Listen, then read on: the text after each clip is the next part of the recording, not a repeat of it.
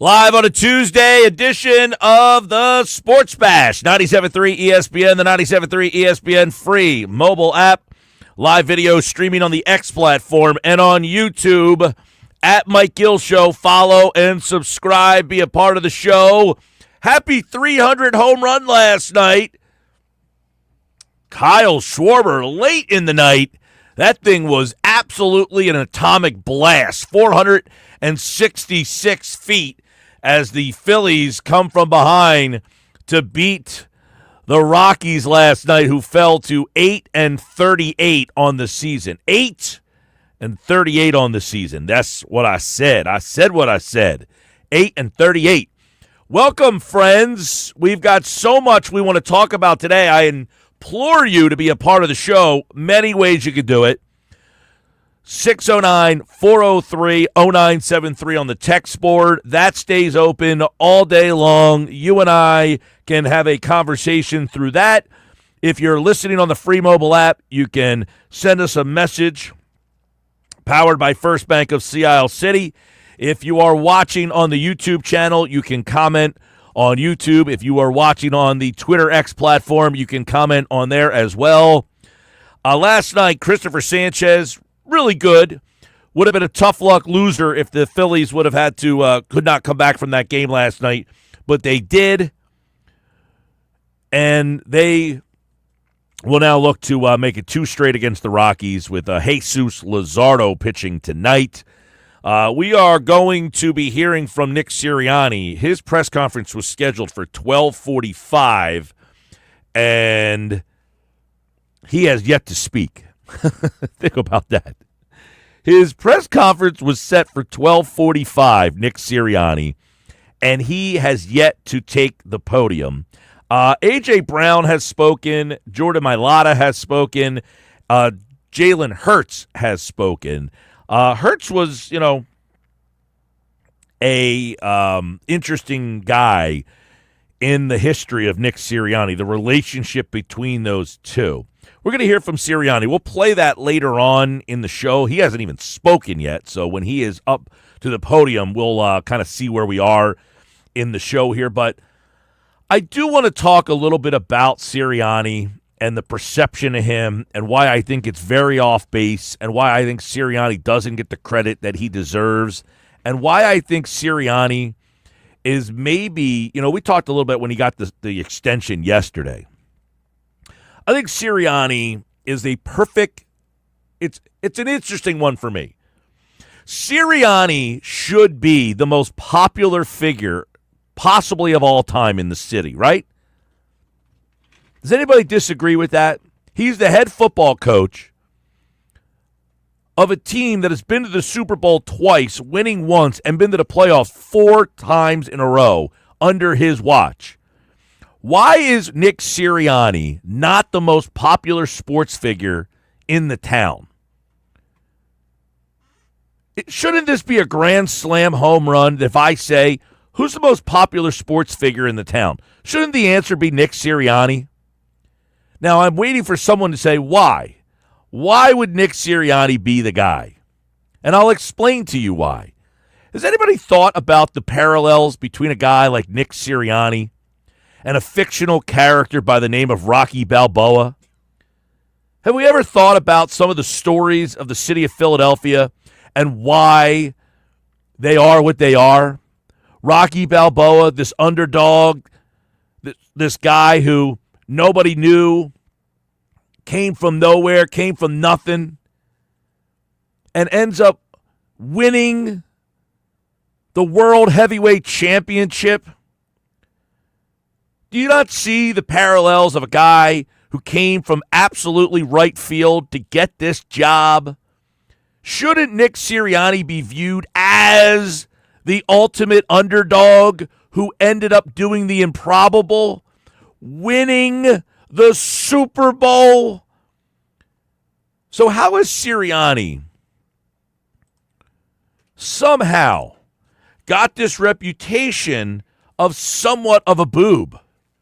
How has Sirianni become almost this figure of, it's It's not him. It's everybody else that has been attributed to the success of the Philadelphia Eagles franchise.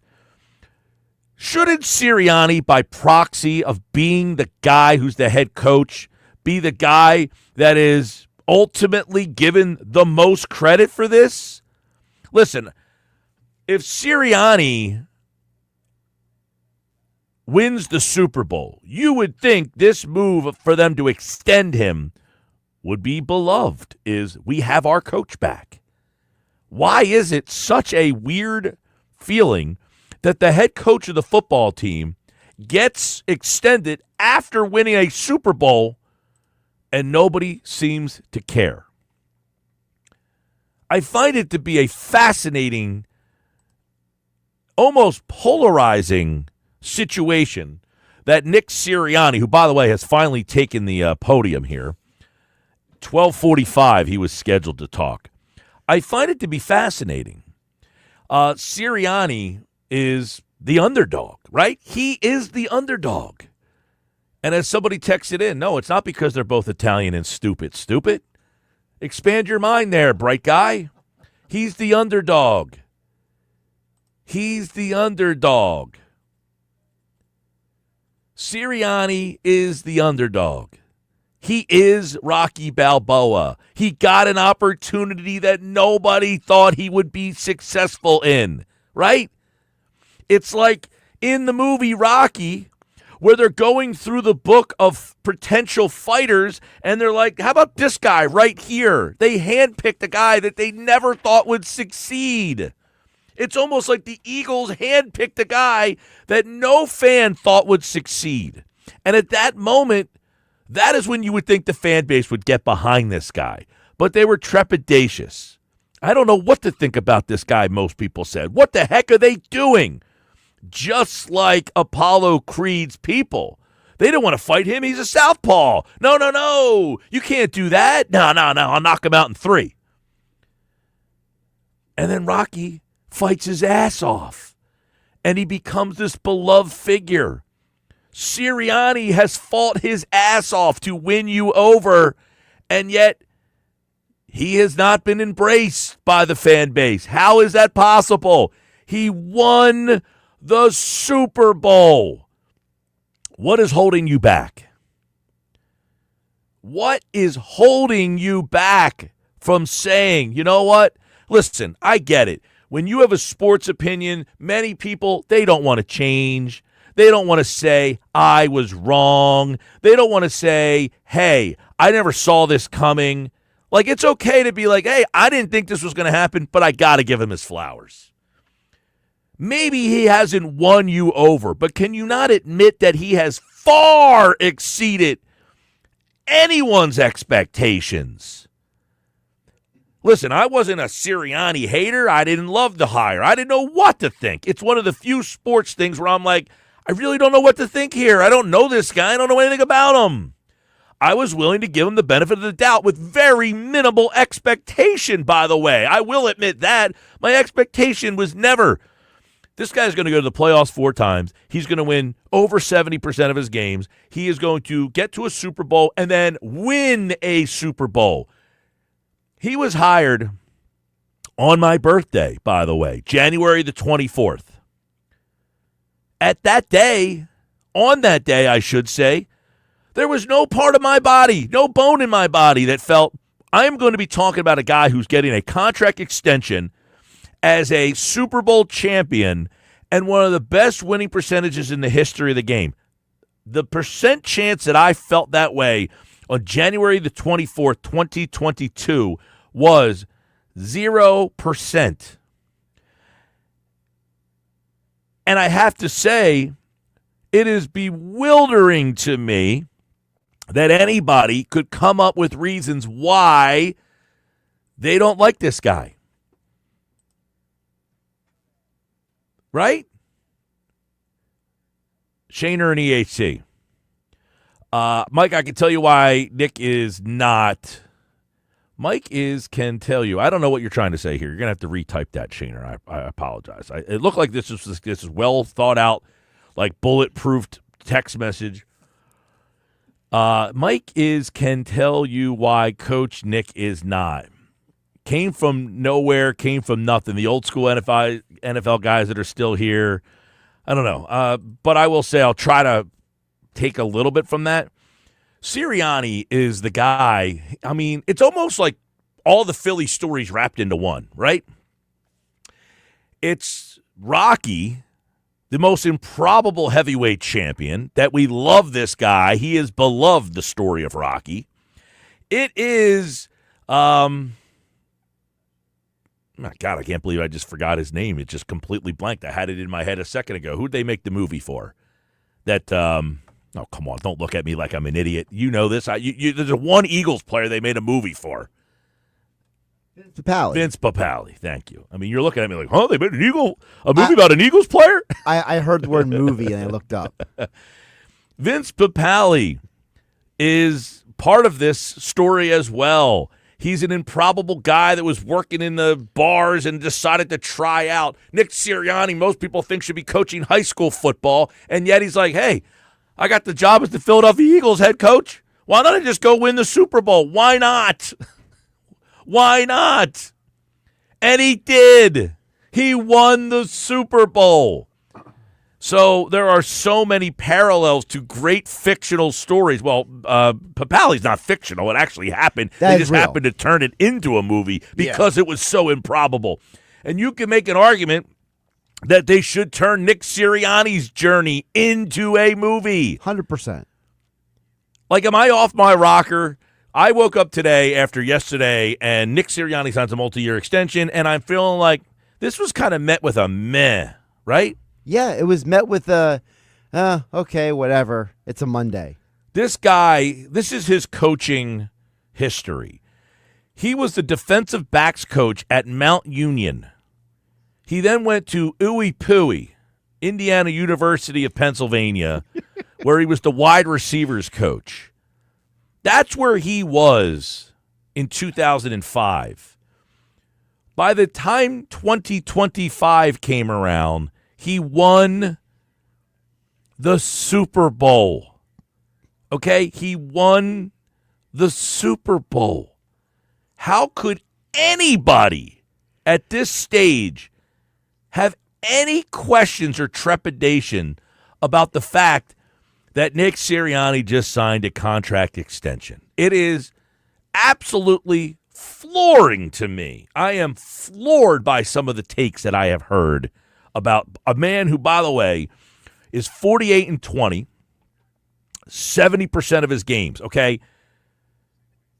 It is difficult to win in the NFL. 70% of your games, and by the way, in 2023, they were 10-1 and completely fell off the tracks. Can you imagine if they finished that season the way that it started? This guy would be winning 75% of his games. Now, that happened, and we got to take it into account. But even with that season being a complete disaster, he's won 70% of his games. He is 6-3 in the playoffs.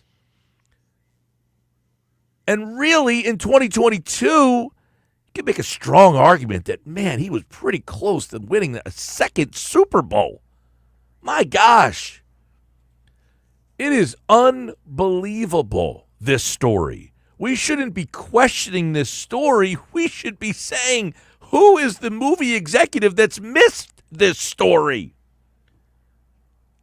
609-403-0973.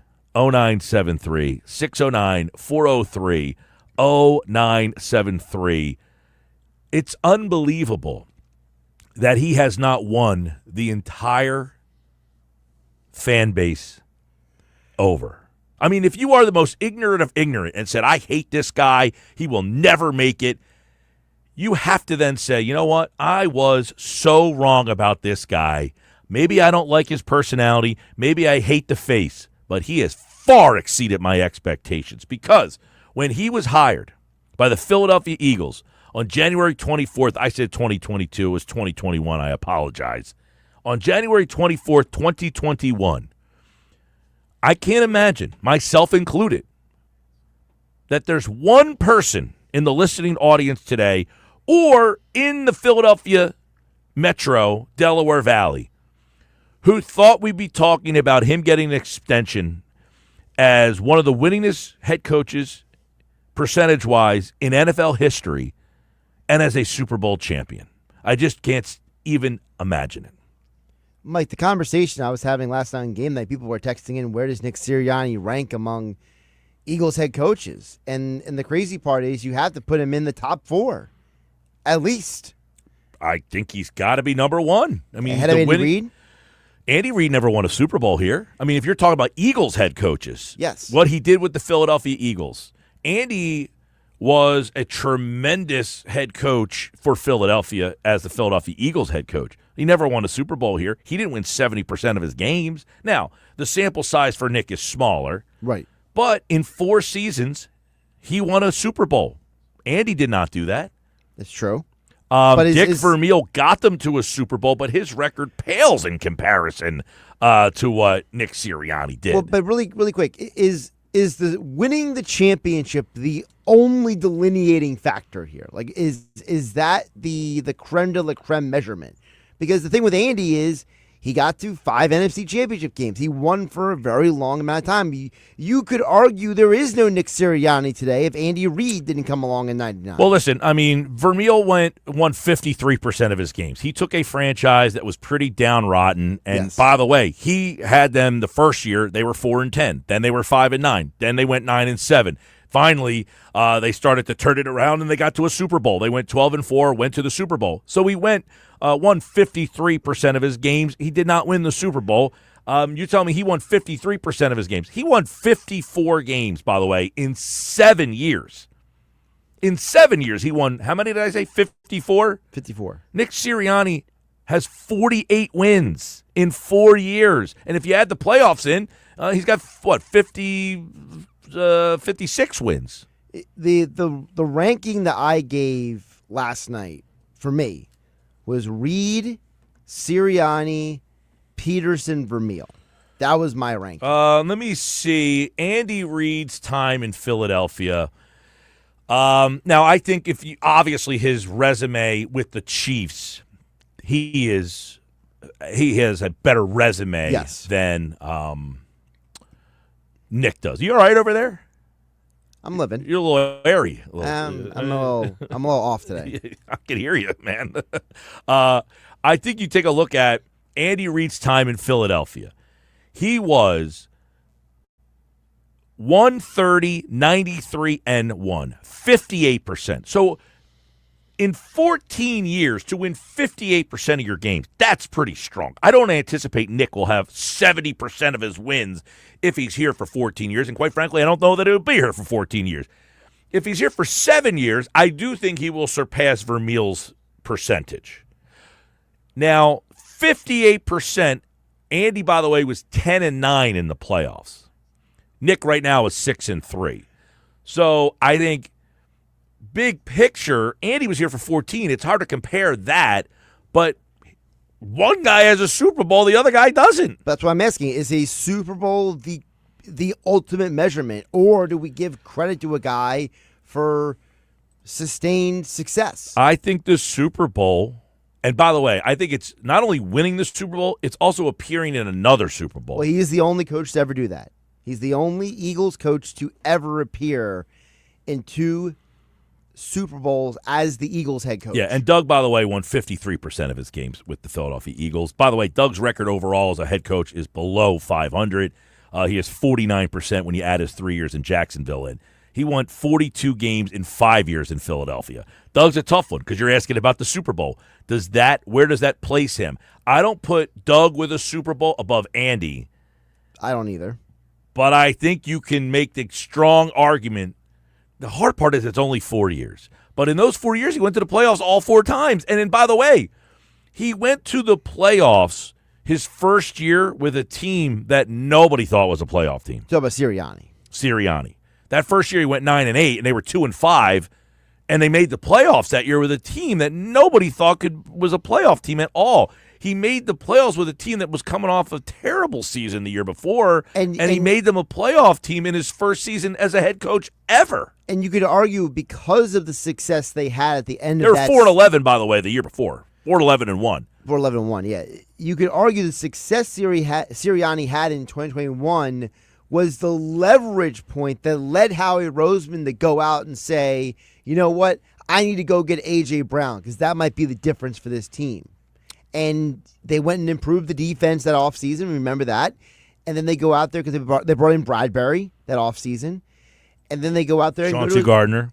Chauncey Gardner-Johnson, and they went to a championship. But you could argue it was because of Sirianni's success in 2021 that was a catalyst for the Eagles front office to say, you know what, we got something here. Well, I would say, I make the Rocky reference almost that, look, this is so easy to see that this guy was the most improbable figure maybe in the history of Philadelphia sports. You bring a guy in who had no track record. Vermeil at least was a guy who had success at the college level. Not that you really thought he was going to turn the franchise around the way that he did, but he did have college coaching experience. He had college coaching. This guy had been a nothing from nowhere, right? He was completely off the radar. Yeah. When they hired him, now Andy Reid, similarly, maybe even more. I mean, Andy had only been a quarterback coach, which was the fact that Andy is what he is now might be even more improbable. The fact that he wins multiple Super Bowls and has become the greatest head coach potentially of all time, right? That story is even bigger. But in Philly, he wasn't able to win the Super Bowl, making it the improbable aspect of it. I think what Andy did here was unbelievable, but he never got the cherry on top.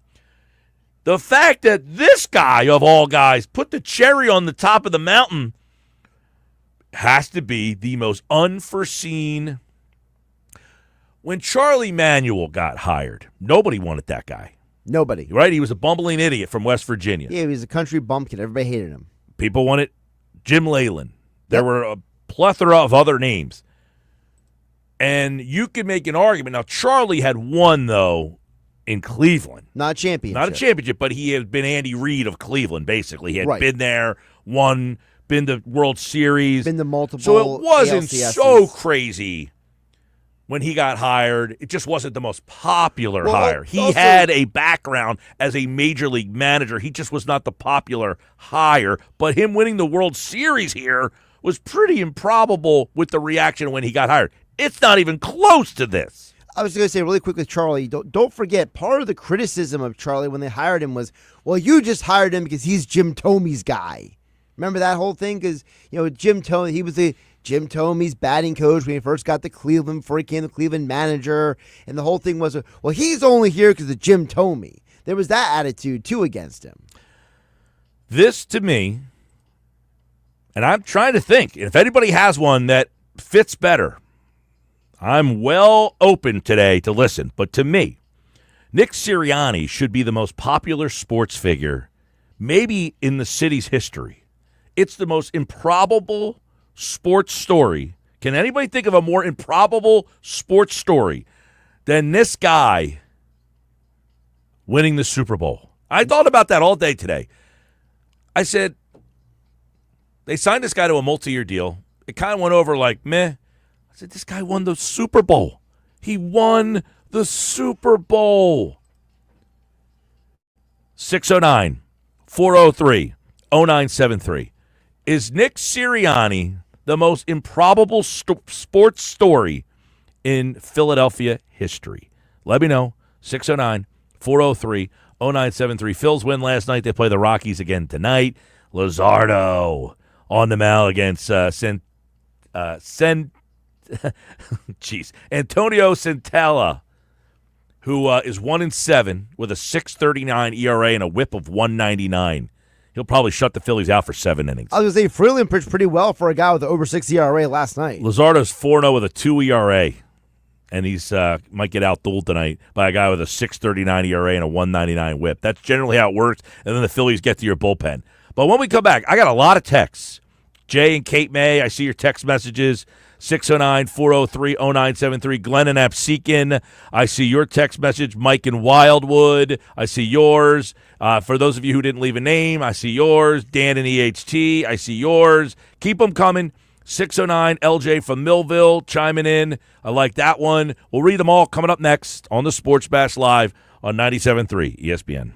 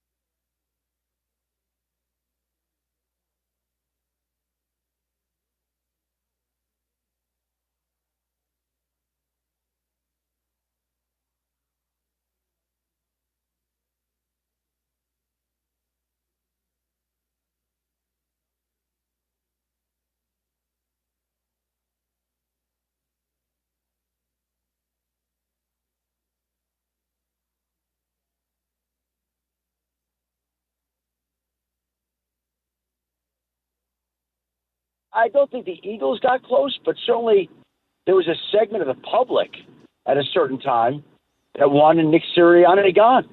And the Eagles, it didn't seem like they flinched. They stood behind him. They were rewarded for their faith. They won the Super Bowl. And now Nick Sirianni himself has been rewarded with a multi-year extension that makes him one of the higher-paid coaches in the game. That's Adam Schefter. As he mentioned, there were people who wanted to get rid of Nick Sirianni. That adds to the improbability of the story, does it not? And yet, the people who wanted him fired can't even put their tail between their legs and say, you know what, I was wrong. Some people are not happy about Nick Sirianni being the head football coach. Why is it?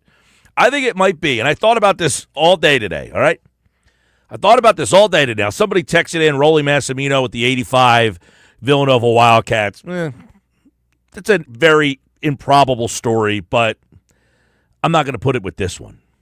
I mean, I don't think it trumps Nick Sirianni being hired and a complete improbability there and then winning the Super Bowl 4 years later. I think Villanova was more about the team being improbable. What you're talking about, Mike, is an individual.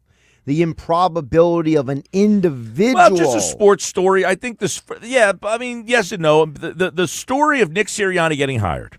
Now, I wasn't old enough to remember, like, when Rolly Massimino got hired. Did people think, oh, what a great hire, this guy? I mean, like, what his background was, all of that stuff. Like, I was like 7 years old at the time. So it's not really resonates. That story doesn't really resonate enough to me to know where Massimino kind of came from. I know he was an assistant at Penn before at Villanova, but he had been a college coach before. I think he was at, where was he before? And he was an assistant at Penn. But I think he was somewhere at least collegiately. And you see that a lot in college, where there's a guy at a smaller conference that gets hired. Now, to win the national championship, that is, and he had been at Villanova for a while. I mean, he had been at Villanova for like 20 years, right? Or so, maybe not 20 years. When did he get hired at Villanova? Like 70, 73, somewhere in that range? He was hired at Villanova in 73. Okay, so 73, they win in 85. So he had been there for a while. So I'm not saying that it's not an improbable story, but I'm pretty sure, you have to check me on this. I'm almost 100% positive he was on the Penn staff. He was an assistant at Penn for 2 years before he got the Villanova job. But I think before that, he was a coach at a college. Yes, Stony Brook. There you go.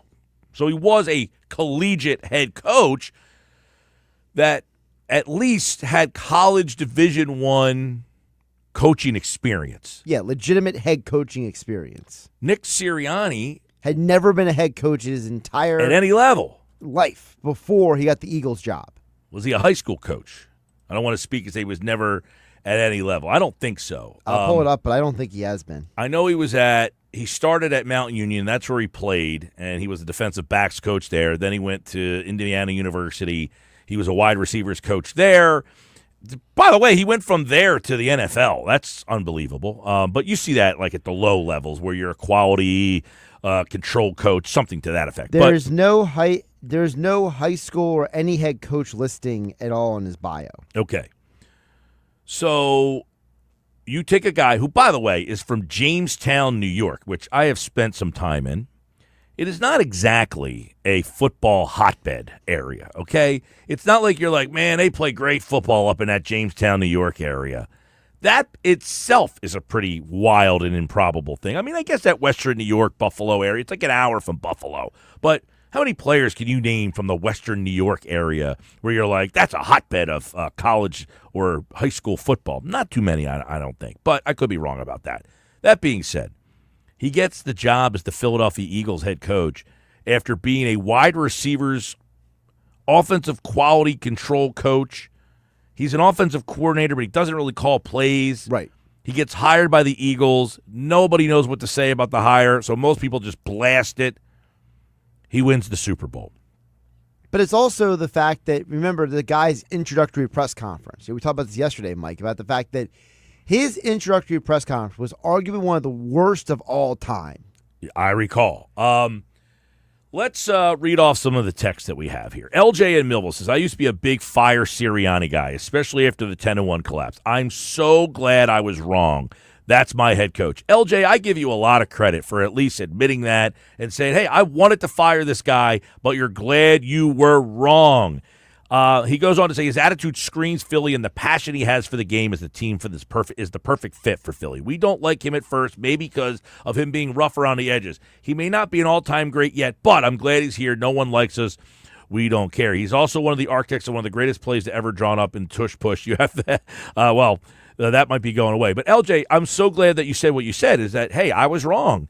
And I think there's a lot of people out there that know they were wrong about Nick. They just want to hold on and say, well, it wasn't him. It's like the people who didn't like Howie Roseman and then said it was Joe Douglas. Well, then Joe Douglas got his own job and Howie Roseman kept winning. So those people were all proven wrong. Sometimes you can't see the forest through the trees. And what we heard today, I heard A.J. Brown say, I'm here as long as Nick's here. I'm here as long as Nick is here. So if Nick's here multi-years, I'm here multi-years. One of the things I heard Jordan Mailata say, and I thought it was the best. It is what personifies the Philadelphia Eagles and why everybody should be on board with the Philadelphia Eagles. Nick Sirianni has set the culture for Jordan Mailata to have this way of thinking. He said today, we drafted some guys, and if they're good enough to take my job, they can have it. Now, I'm not giving it to them, but he said, we have set the culture to that these rookies can come in here, and if they can beat me, they can have my job. And they said, well, why are you okay with that? Why would you want someone? He said, because if they're better than me, that gives us a better chance to win. That is the culture that Nick Sirianni's team has set, that you don't get your job. You have to earn your job. So if somebody comes in here and beats out Jordan Mailata, which I don't foresee happening, they get the job. Not you, them. Now, what do you say to the person who says, well, Sirianni— By the way, as Tim and Summers points out, Jordan Mailata's story might be as improbable as Sirianni's itself. It is pretty improbable. You can put that one up there, too. Good one, Tim. I'll give you 2 points for that. Now, what do you say to the person who says, well, Sirianni set that culture, Jordan Mailata was here to the Doug Peterson era. And that's Jeff Stoutland's set that standard. Don't know that Mailata had the same verbato to say that for Peterson. I don't know, maybe, but I don't know that was the culture back then. I never heard Mailata say that. I mean, but I think that it's one of the things that. See, I think Doug was another guy who was more of the Sirianni type of coach, well-liked culture guy more than an X and O guy. Although he did call the plays not very well. That's what got him in trouble. Exactly. He was more stubborn than Sirianni. Sirianni's stubborn, but he's smart stubborn. He knows which ones to back off on, right. And he pushes. You give him an inch, he takes a mile. He takes the mile until he gets reprimanded, and then he's not a dummy. He said, okay, I tried. I'll pull back on that. Right. He doesn't have too much pride. He doesn't have too big of an ego. He learns from his mistakes. And isn't that okay? It's like, well, they went 10-1, and then it's his fault they lost. Okay, fine. They sucked, and it was his fault. Well, the next year they won the freaking Super Bowl. Who cares? Okay, that year was horrible the way that it ended, and maybe it was his fault. But you gave him another shot to prove that what did you learn from those mistakes? Isn't that what everything's about in this world? Second chances? Do we just want to fire people every time they make one mistake? Right. So it's a completely ridiculous way of thinking. You can't. What you're doing is that you're taking an individual who has had success, and you're trying to find reasons why the success is invalidated instead of giving them credit. When in the real world, if somebody made a mistake, corrected it, and had great success, they would be on a poster for a speaking engagement. Yeah, I keep hearing, well, he's part of the reason why they lost 6 out of 7. Okay, fine. But then is he part of the reason why they won the Super Bowl next year? Is he part of the reason they were 10-1? You can't have it both ways. You can't say, well, they were 10-1, but he had nothing to do with it, but he was at fault for them being. If 10-1 it wasn't him, then how is he at fault for them losing 6 out of 7? You would blame the people that helped them get to 10-1. And if you're not saying it's him, then blame those people. And by the way, can we also credit the fact that every report that came out at the end of the 2023 season from guys like Jeff Mosher and Adam Kaplan and others all ended up being right? All those reporters came out, like John McMullen, and said the problem with the Eagles was the coordinators were doing such a bad job, they had to fire everyone. Well, guess what? It proved that they did have to fire all those people. And it was proven that Sirianni wasn't the problem, that it was the people around Sirianni that were the problem. Mike in Wildwood says, I will admit I had a hard time changing my opinions on Nick. Early last year, I was tough on him, but through and through, he deserves it. And with all the changes of coordinators and players and the turmoil, he powered through. True Rocky underdog. Can't wait for this year. All right, Mike. That's very, very strong of you to say that you had a hard time changing your opinions. See, I can even understand if people say, I didn't like the guy's personality, I don't like him, but I have to admit I'm wrong, but I still don't like him. Like, that's I do. Glenn from Absecon. Sirianni had a period of time when he was unlikable, and I don't think Rocky ever had to deal with that. I agree. You have to give credit where it's due, and that's the extension. You said no one cares. I mean, I don't think the fans are going to flood the streets because Sirianni got an extension. I think most fans think it's well-deserved, and he's become such a more likable figure. I don't have that same feeling. I don't think Sirianni is a likable figure for a specific portion of the fan base. But shouldn't he? Shouldn't he be? Isn't that the guy that the Philadelphia fan generally wants? Brash, no one likes us, we don't care. Sirianni's puffing his chest out that we're better or we won or they're this. That's usually the guy that the Philly fans embrace. But for some reason, they're using it against this guy. I'll tell you the reason why. Because you said it earlier, Mike. You have the guy who doesn't want to admit that he was wrong. And it's because of he doesn't fit whatever mold or narrative people want. He doesn't talk the right way. He doesn't act the right way. He doesn't dress the right way. They find everything wrong with them. It's like we're back in high school. Yeah, but that's generally the guy that the Philly sports fan gravitates to. He's not like everybody else. He's like us. But at the end of the day, in society as a whole, somebody could be perfect in every way, but if they don't fit the mold that you have created in your mind for them, then you're an idiot. Well, I definitely think he doesn't fit the narrative because he was not, we have the fun when McMullen comes on and there's a high-profile veteran player that gets released and we say #no. Basically, Right. No, we're not interested in a guy because he has a name.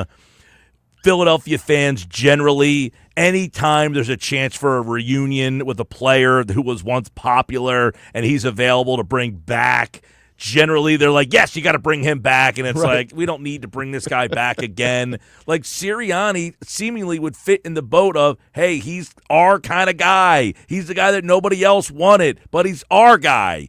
And yet that has not resonated, which is intriguing. I'd be more concerned that your OC has never called a game. I guess you're talking about Kevin Patullo.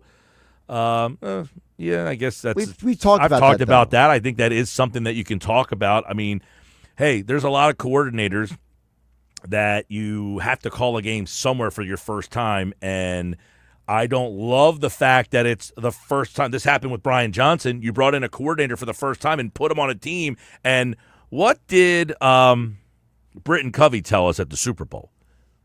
That they would have been better off on a team that went to the Super Bowl, bringing in a coordinator that had some experience. NFL experience. Yeah, because And Brian Johnson. So this had guy is college right, but I don't experience. know how that factors into the conversation today. I think that guy just wants to be the guy who brought up a topic that no one else is talking about. I brought it up I don't know, last week. I said the biggest question for me is Last what week, does we talked about it for the last 2 months. Kevin Patullo, I mean, he has a passing game background. Are they going to throw the ball more? I have no idea, but he's accurate to and by the way, Jalen Hurts says, Coach Patullo, great mentality. and approach is what he has said so far. His initial reactions to working with Petula have been that he has a great mentality and approach to the offense. Yeah, but he's been around here. It's not like they hired him from somewhere else. By the way, Nick Sirianni was a offensive coordinator who never called plays before. Right. He won the Super Bowl. Look, it's very fair to question Petullo, okay? But we've been doing it for the last 2 months, okay? This is not new news. Today is about Nick Sirianni, not Kevin Petullo. 609-403-0973. Do you guys see what I see? I think it's the most maybe I'm missing one, but is it the most improbable Philly sports story? Why isn't Nick Sirianni more popular with the fans? Let me know. 609-403-0973. 609-403-0973. Got that? 3 o'clock today, the Phillies mailbag. We'll get your thoughts on the Phils from last night. They win, but they now have the best record in the National League. They are in first place all of a sudden. Have they won you back over? We'll get into all that and more coming up. Sports Bash Live, 97.3 ESPN.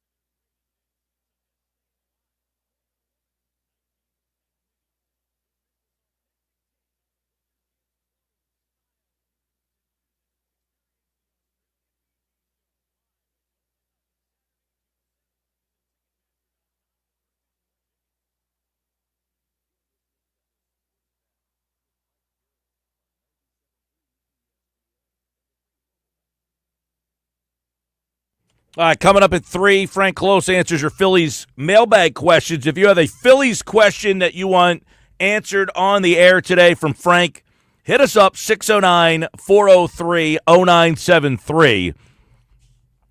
Phils win last night. They beat the Colorado Rockies in a game that, was not very well played for the first couple of innings. It was kind of a boring snoozer, and then, bam, the Phillies' offense erupted. But it was an improbable shot. We're talking about improbable stuff. Alec Boehm with a Boehm bomb last night to dead center field. That ball was a blast. I mean, that thing just kept going and going and going and going. 415, I think it is, to center field at Coors Field, and that thing just kept on traveling as Alec Boehm helps the Phillies take a lead, and then after that, they just opened the floodgates. Edmundo Sosa with a big game last night as well, 4 for 5. Sosa providing a spark in the role that he excels in as well, a role that we like him in. Also, Kyle Schwarber last night, home run number 300, and that thing was absolutely a titanic blast as that one is still going, 466 feet. But maybe the biggest story of the night last night was, for at least one night only, Joe Ross, Carlos Hernandez, and Tanner Banks. Zeros they pitch on the board. Between them, 1 hit, 2 strikeouts, 3 innings, as the Phillies beat the Rockies 9-3 last night. Christopher Sanchez, 7 strikeouts in the game. Tonight, Luzardo gets the ball. We'll talk more about the Phillies and some of their questions. Your mailbag questions are coming up next on the Sports Bash.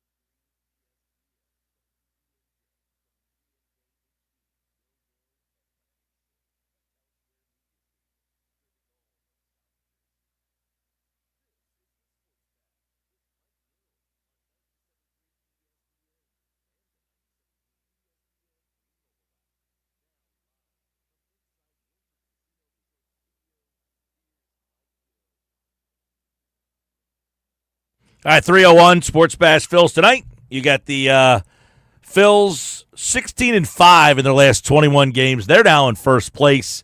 Remember that series against the Mets? Neither do I. Now, you got to bring it back, though. You got to think about the flaws that the team has because big picture, we know this team can get there. We know this team is capable. No one questions that. What's the big picture for this team? They got so many questions we need answered. Frank Close covers the Phils for 97.3 ESPN.com. He joins me right now on another edition of the Phillies Mailbag with Frank Close. This hour brought to you by Broadley's Plumbing, Heating, Cooling, Air Conditioning, your trusted source for plumbing service installation for generations. 609-390-3907. And Frank, there's so many things that we can discuss. Got a couple mailbag questions here. People can text in their Phillies questions as well at 609-403-0973. Let's first start with the news on Sunday. Jose Alvarado, we know he is now done, not only for 80 games, but he cannot pitch in the playoffs. What is the big picture thoughts from you on that? Do they need to act quickly? Do they have some time to figure out what they want to do? Is there guys that you think in the organization that can kind of hold down the fort? I know they signed Lucas Sims today, kind of a vagabond, journeyman, right-handed pitcher. I wouldn't imagine that he has much of an impact this year. There is some reporting that they had already called David Robertson before Alvarado got suspended. So obviously the Phillies needed bullpen help before Alvarado's suspension. How does this thing look now post-suspension? The big thing here is the playoffs. It's one thing to lose him for 80 games. You can kind of hang in there. He will be back to help get the Phillies down the stretch run.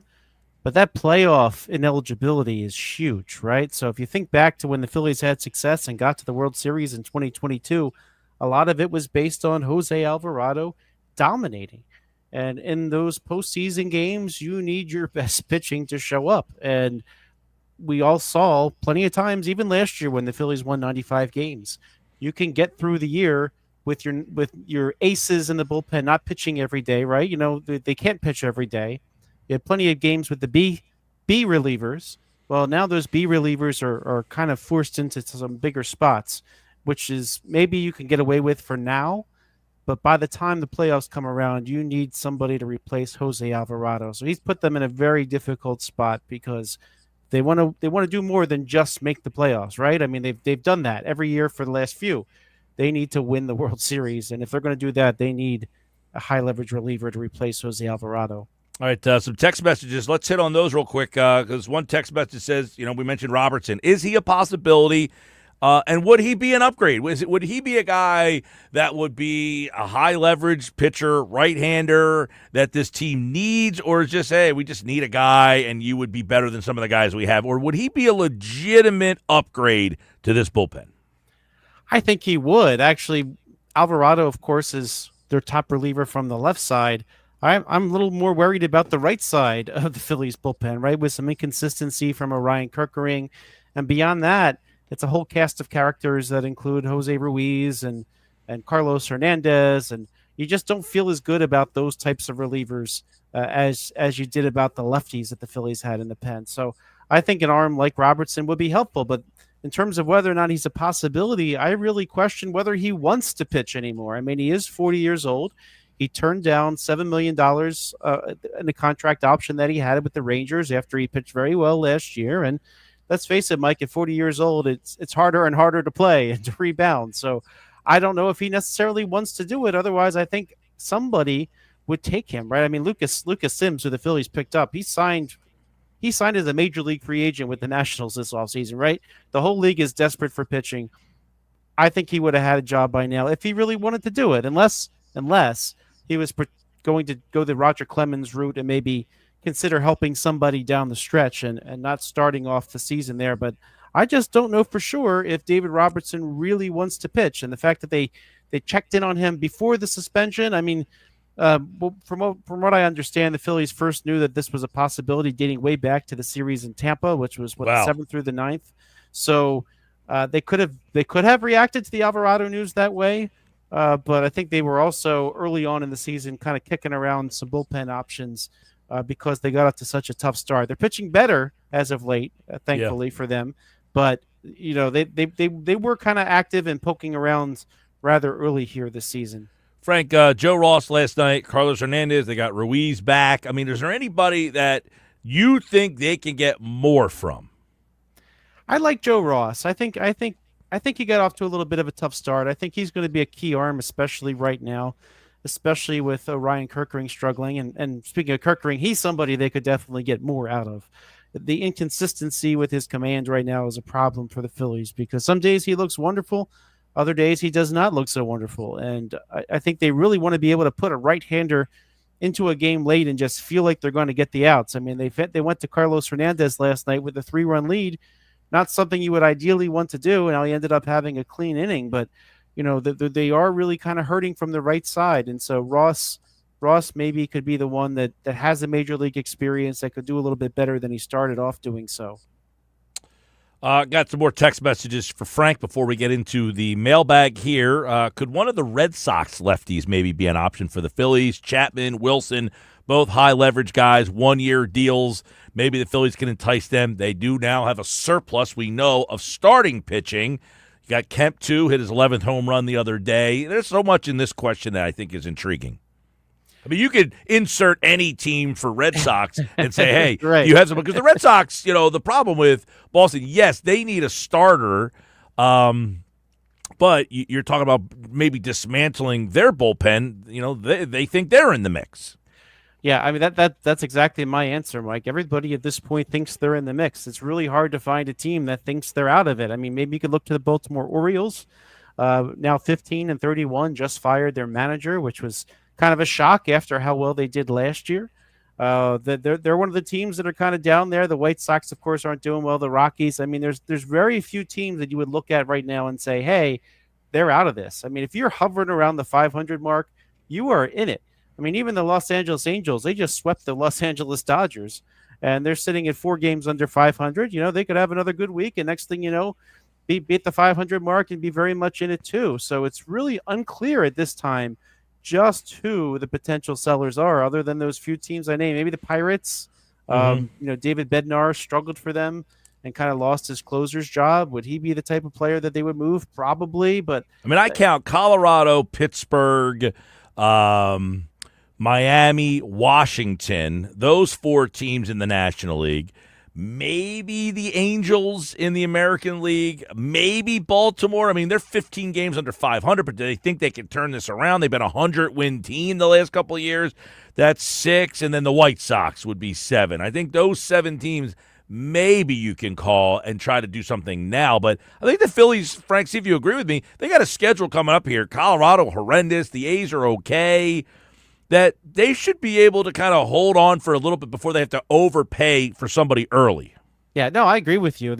I don't think there's a big sense of urgency to do anything right this moment. I think the Phillies kind of need to let Aaron Nola get healthier, right? That's going to be a spot in the rotation that will give them another option in the bullpen. By the way, I thought Taijuan Walker looked really good out of the bullpen. Maybe the fact that he wasn't coming in and expecting to go long, he just kind of let it loose and let his velocity reach its peak early. I thought he looked really good. Maybe he can help them in the bullpen again later. Andrew Painter's going to come up. Does that bump somebody else? We'll see. But I think that we know that there's going to be an influx of some talent as you get Nola back, as Painter comes up, and with the schedule being what it is, are they like? Let's face it, Mike. They might lose a game or two that a bullpen with Alvarado would not have lost. I think that's just a reality over the next few months as you approach the trade deadline. I think you just have to recognize that that's going to happen. But will that affect them in the long run? Not necessarily. So I think they need to let the Nolas of the world get healthy. They need to let Painter develop, and then they can put together a plan as they head towards the trade deadline that is not one of panic, because I think they've got a lot of talent still that panicking is not necessary.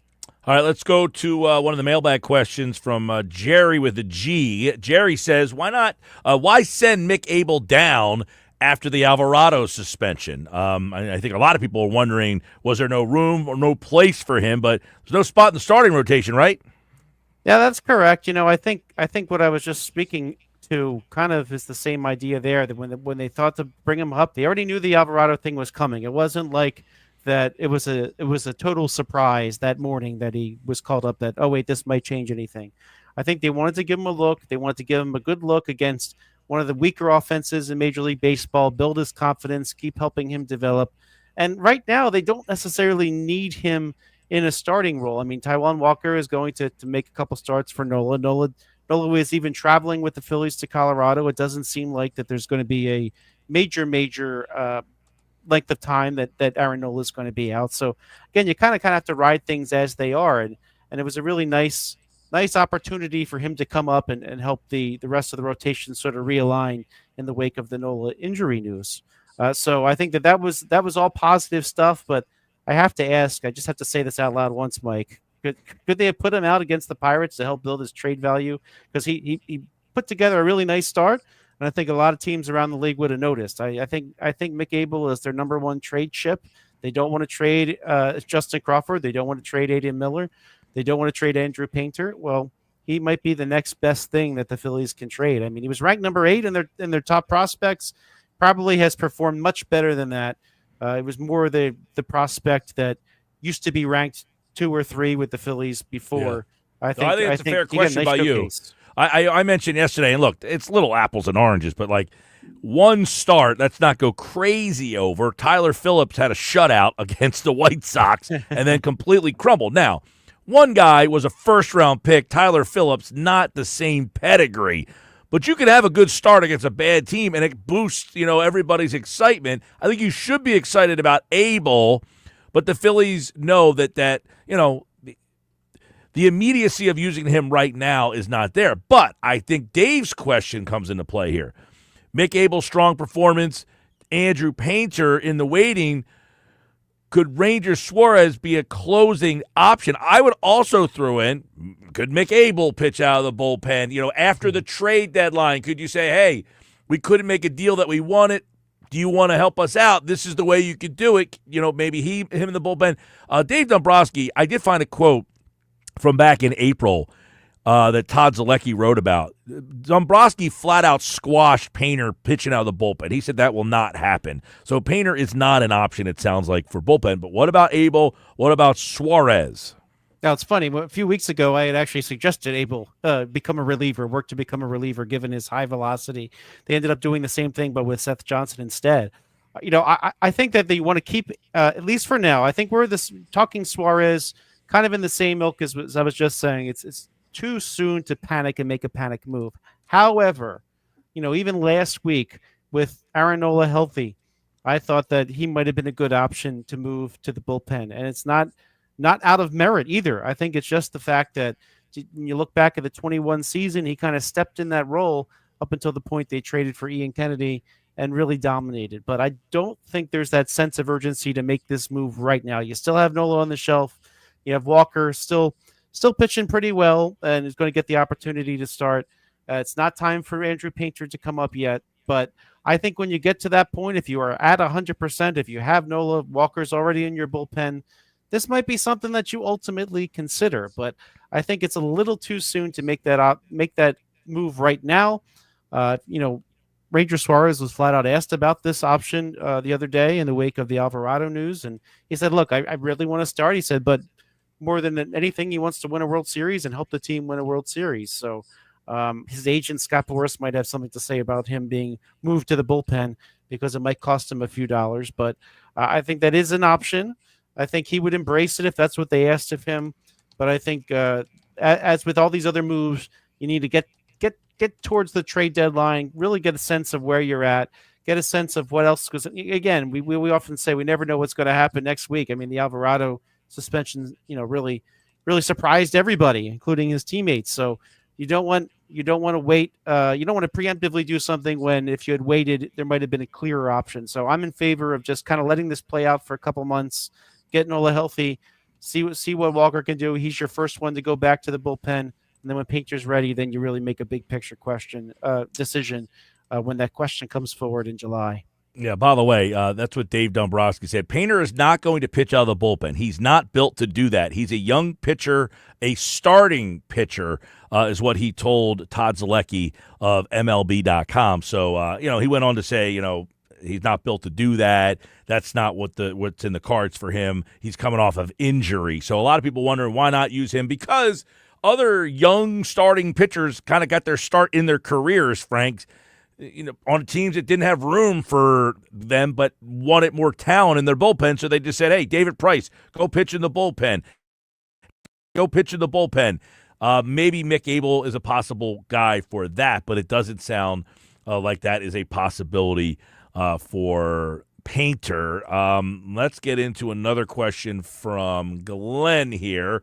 Glenn wants to know, and it's apropos as last night, obviously, the 300th home run for Kyle Schwarber.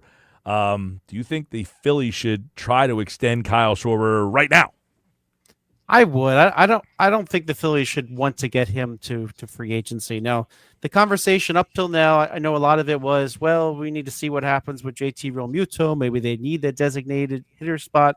But I think the Phillies have a little bit of a window before they get to the point where one of Bryce Harper or Trey Turner, the ones that they signed to 13 and 11-year deals respectively, are going to maybe need to occupy that DH spot. There's just this little window there that I think that the Phillies would behoove them to re-sign Kyle Schwarber. And I think the reason for that is, as he really settled into that DH role last year and this year, the full-time DH role, he's been much, much better. And last year was arguably his best season in the major leagues. He's kind of matching that performance right now. He seems very much locked in. He seemed to have matured as a hitter. If I'm the Phillies, I would try to do it. I would not let him go to free agency. Now, the big question for me is, how many years is he going to want? I mean, that window that I just mentioned, I think you're looking at maybe 3 years would be a really good deal to give a 32-year-old Kyle Schwarber. I think he's got a few more years left in the tank. But what you can't have is if he's demanding 4 years, 5 years, then you're going to get to that point where when you've got an aging Harper and an aging Turner, you need that DH spot there. You can't commit to too many players in their late 30s. So I think if he's willing to do a 3-year deal, and if you have to pay him a little bit extra to do it in 3 years, if I'm the Phillies, I would do that and make sure that he is your designated hitter for the next few years. Yeah, they're in a tough spot with the catching spot because they really don't have – I mean, other than Marchand, who's 27 years old, Tate is 18. They don't really have a catcher in the organization, so it's almost like you got to figure out what to do with Realmuto. Do you bring him back? Do you overpay to bring him back, or do you just kind of say, let's try Realmuto and sign a free agent? Try Marchand and try a free agent to pair him up with. I mean, that's going to be. I think that's an underrated, very difficult decision that the Phillies have looming here. Yeah, I agree with you there. I mean, I'm sure they'll explore trade options this offseason. That one might play out a little bit more, but I think you're the one who actually convinced me, Mike. He's probably not good enough a hitter to be a DH anymore. So I think if you're signing Realmuto, he's there to catch the games that he can catch, and you need to have a good backup with him. So I would not make any future DH decisions around JT Realmuto. His bat just isn't the level that would demand that he takes that spot. Yep, it's a shame. I like Realmuto a lot. I'd hate to lose him behind the plate, and obviously, but Marchand is a very good thrower as well. I mean, he can throw down to. In fact, I think, correct me if I'm wrong, he has the fastest pop time in the league this year. He threw a guy out at some point earlier this year, and they actually said that his pop time throw to second was the fastest throw, the quickest from home to second in Major League Baseball. You know, I hadn't checked that stat, but that would not surprise me one bit. He is a very good receiver. The questions are about his bat this year because he has not hit that much this year. But it's also a new role for Marchand. He's not used to being the backup. He's used to whenever he's with a team to be playing. He certainly started at Lehigh Valley when he was there last year. And even the times he got called up to Philly, it was because somebody was hurt and he played a lot. So I think this is something he's got to adjust to. And I think you're going to see how well he can adjust over the course of the rest of the season.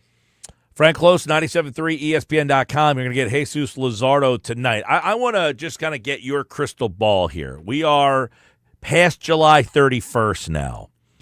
Who are the 5 guys in the Phillies rotation? I want to say Wheeler, Luzardo, Painter, Nola, Sanchez. I guess Sanchez, they're it. I mean, it's too obvious. It seems too obvious, Mike. Yeah. But All right. No, and I say that, and you're like, I say it seems too obvious, which means obviously my follow-up is, well, where's Suarez? And what about Mick Abel? Are those two guys here with a role or gone and helping you add more talent? I think McAble's gone. I think. So you think they'll trade Abel? I think they will because they don't want to trade the other three top prospects. So Okay. I can see him being the one that goes in a trade. You would like to, if you can, at least retain him for depth for the future. Is Mick Abel and Justin Crawford too much to give up for like a Mason Miller? I would keep Crawford. I think that the amount that they would want for a Mason Miller would be more than it's worth. And I don't know more than what I just threw out there. That could be what you threw out there, but do you think I wouldn't do it? No, you know the minor league guys pretty well. You actually go and watch them play at Lehigh and Reading a lot. Does Otto Kemp get you anything? Does he have any value? No. I agree. I'm just, there's a lot of people who, hey, this guy's got 11 homers. His OPS is, 1 point whatever. I mean, but I say he has no value. He's just like a fifth-tier prospect. He's an older guy, 26, 27, playing at AAA. My point I was going to ask is, this guy's got 11 homers. He's hitting over 300. If he had any value, you would try to say, hey, does anybody want this guy? And I agree with you. I think a guy like Kemp, Rincones, anything? Rincones hasn't hit as well as I thought he might this year. So he could be considered a power prospect for some. When I look at a Kemp, I think of maybe his ceiling is Joey Meneses. You remember him? He was a AAA player for the Phillies and did okay down there. And then, it was a situation where Washington was rebuilding and had space, and they were like, oh, what the heck, we'll take a chance on him. And he ended up having a nice little run. Is there a bad team that's out of it? Colorado. You're playing Colorado right now. The guy Bird comes in last night. He's on the trade block, right? He's a guy that they would trade. Does Colorado say, listen, we're so bad, Bird doesn't help us. This guy's got 11 homers. Does that – maybe they just say, hey, let's just see if this guy's for real. We'll take him. Bird's doing nothing for us. I mean, I don't know. That's the only way I can see possibly if you're Dombrowski, say, listen, this kid Kemp can hit. He's got 11 homers, hitting 3-something. You guys are 3-39. Give him a shot. I don't know. Yeah, I think he's a type of player that if at the deadline another team trades off some assets and they need to fill some spots on their roster, I think that's the kind of player you say, hey, let's give him a shot and maybe we strike gold. Every once in a while you do. I mean, and the problem with being a good team like the Phillies, I remember back in 2011 that there were a couple of players there. Gosh, I'm even drawing a blank. Jason Grilli was a pitcher who couldn't make the Phillies, but he ended up having a nice career elsewhere along the lines. And I'm trying to remember who the hitter was who ended up having a nice career with Oakland. I'm going to forget. I feel like his name was a Brandon or something of sorts, but I can't even remember. Because he was a fringe type player and ended up having a nice career with somebody else down the line. So if I can, if I'm the Phillies, if somebody needs to fill a spot and you're making a trade that's not built around that player, I could see a Rockies saying, you know what, we've got an opening in the infield. Let's see what he can do. All right. By the way, Otto Kemp is 25, not, what would I say, 26? I mean, okay, 25. He's a 25-year-old playing AAA baseball. That generally means that you should hit, right? You should hit. But again, we and you agree he really has no value. It's a shame because he's got numbers and you're hoping you can capitalize on him. I think he would be like a throw-in, like, hey, we'll throw in this guy. But you're not using him as a centerpiece. Maybe for a veteran bullpen arm from a bad team that's just willing to say, we have the ability to give this guy a shot. That would be my only chance to see a trade there. So, all right. Well, Frank, Brandon Moss. That was the Brandon Moss. Remember. I do remember. Another player like that, who was in the Phillies system and didn't really fit on the Phillies because the 2011 Phillies were really good, and he ended up having a nice little run in Oakland for a few years. So there are players like that out there that have taken advantage of the shot. Yeah. All right, Frank, good mailbag today. As always, for those of you who want to be a part of the mailbag, you can always text in and, of course, hit us up on the X platform at Frank Close. Your mailbag questions every Tuesday right here on the Sports Bash. Thanks, bud. Thanks, Mike. All right, Frank Close, everybody. Good mailbag stuff there, back and forth. Yeah, I think the Phillies, if the way you trade a guy like Otto Kemp is, look, the Rockies, you're horrible.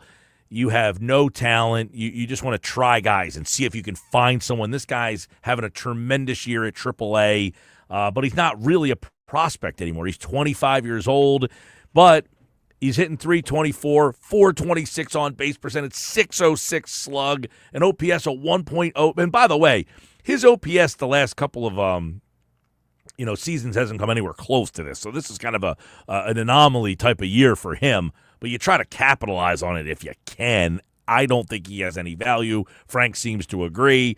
609-403-0973. All right, when we come back, Nick Sirianni, we'll play that in the 4 o'clock hour. He spoke earlier today. But what about Jalen Hurts? Pro Football Focus just put out their 2025 quarterback tiers for the upcoming season. Wait till you hear where Jalen Hurts was on this list. You're going to be pretty surprised there, Josh, I think. I'll tell everybody and you coming up next on the Sports Bash live on 97.3 ESPN.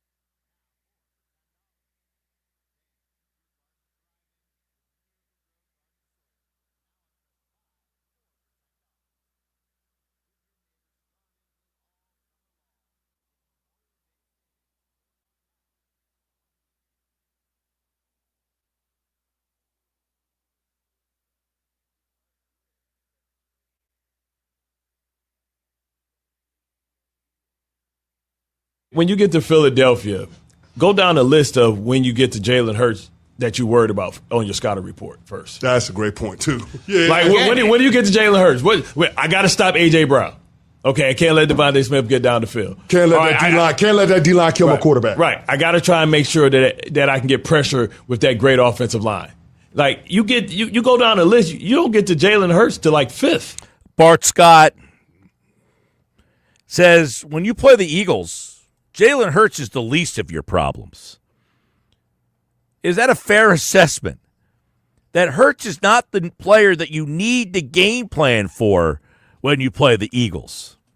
Where does Jalen Hurts rank on the list of things that you have to be worried about when you play the Philadelphia Eagles? Well, Pro Football Focus put out its quarterback rankings in tiers ahead of the 2025 season. They did Tier 1s, Elite, Tier 2, high-end starters, Tier 3, solid starters who have flashed high-end play, Tier 3B, solid starters but they need help, meaning like players around them to help them. Tier 4, young players with a wide range of potential. Tier 5, veterans capable of solid play but could be quickly replaced. Tier 6, low-end starters but not long-term options.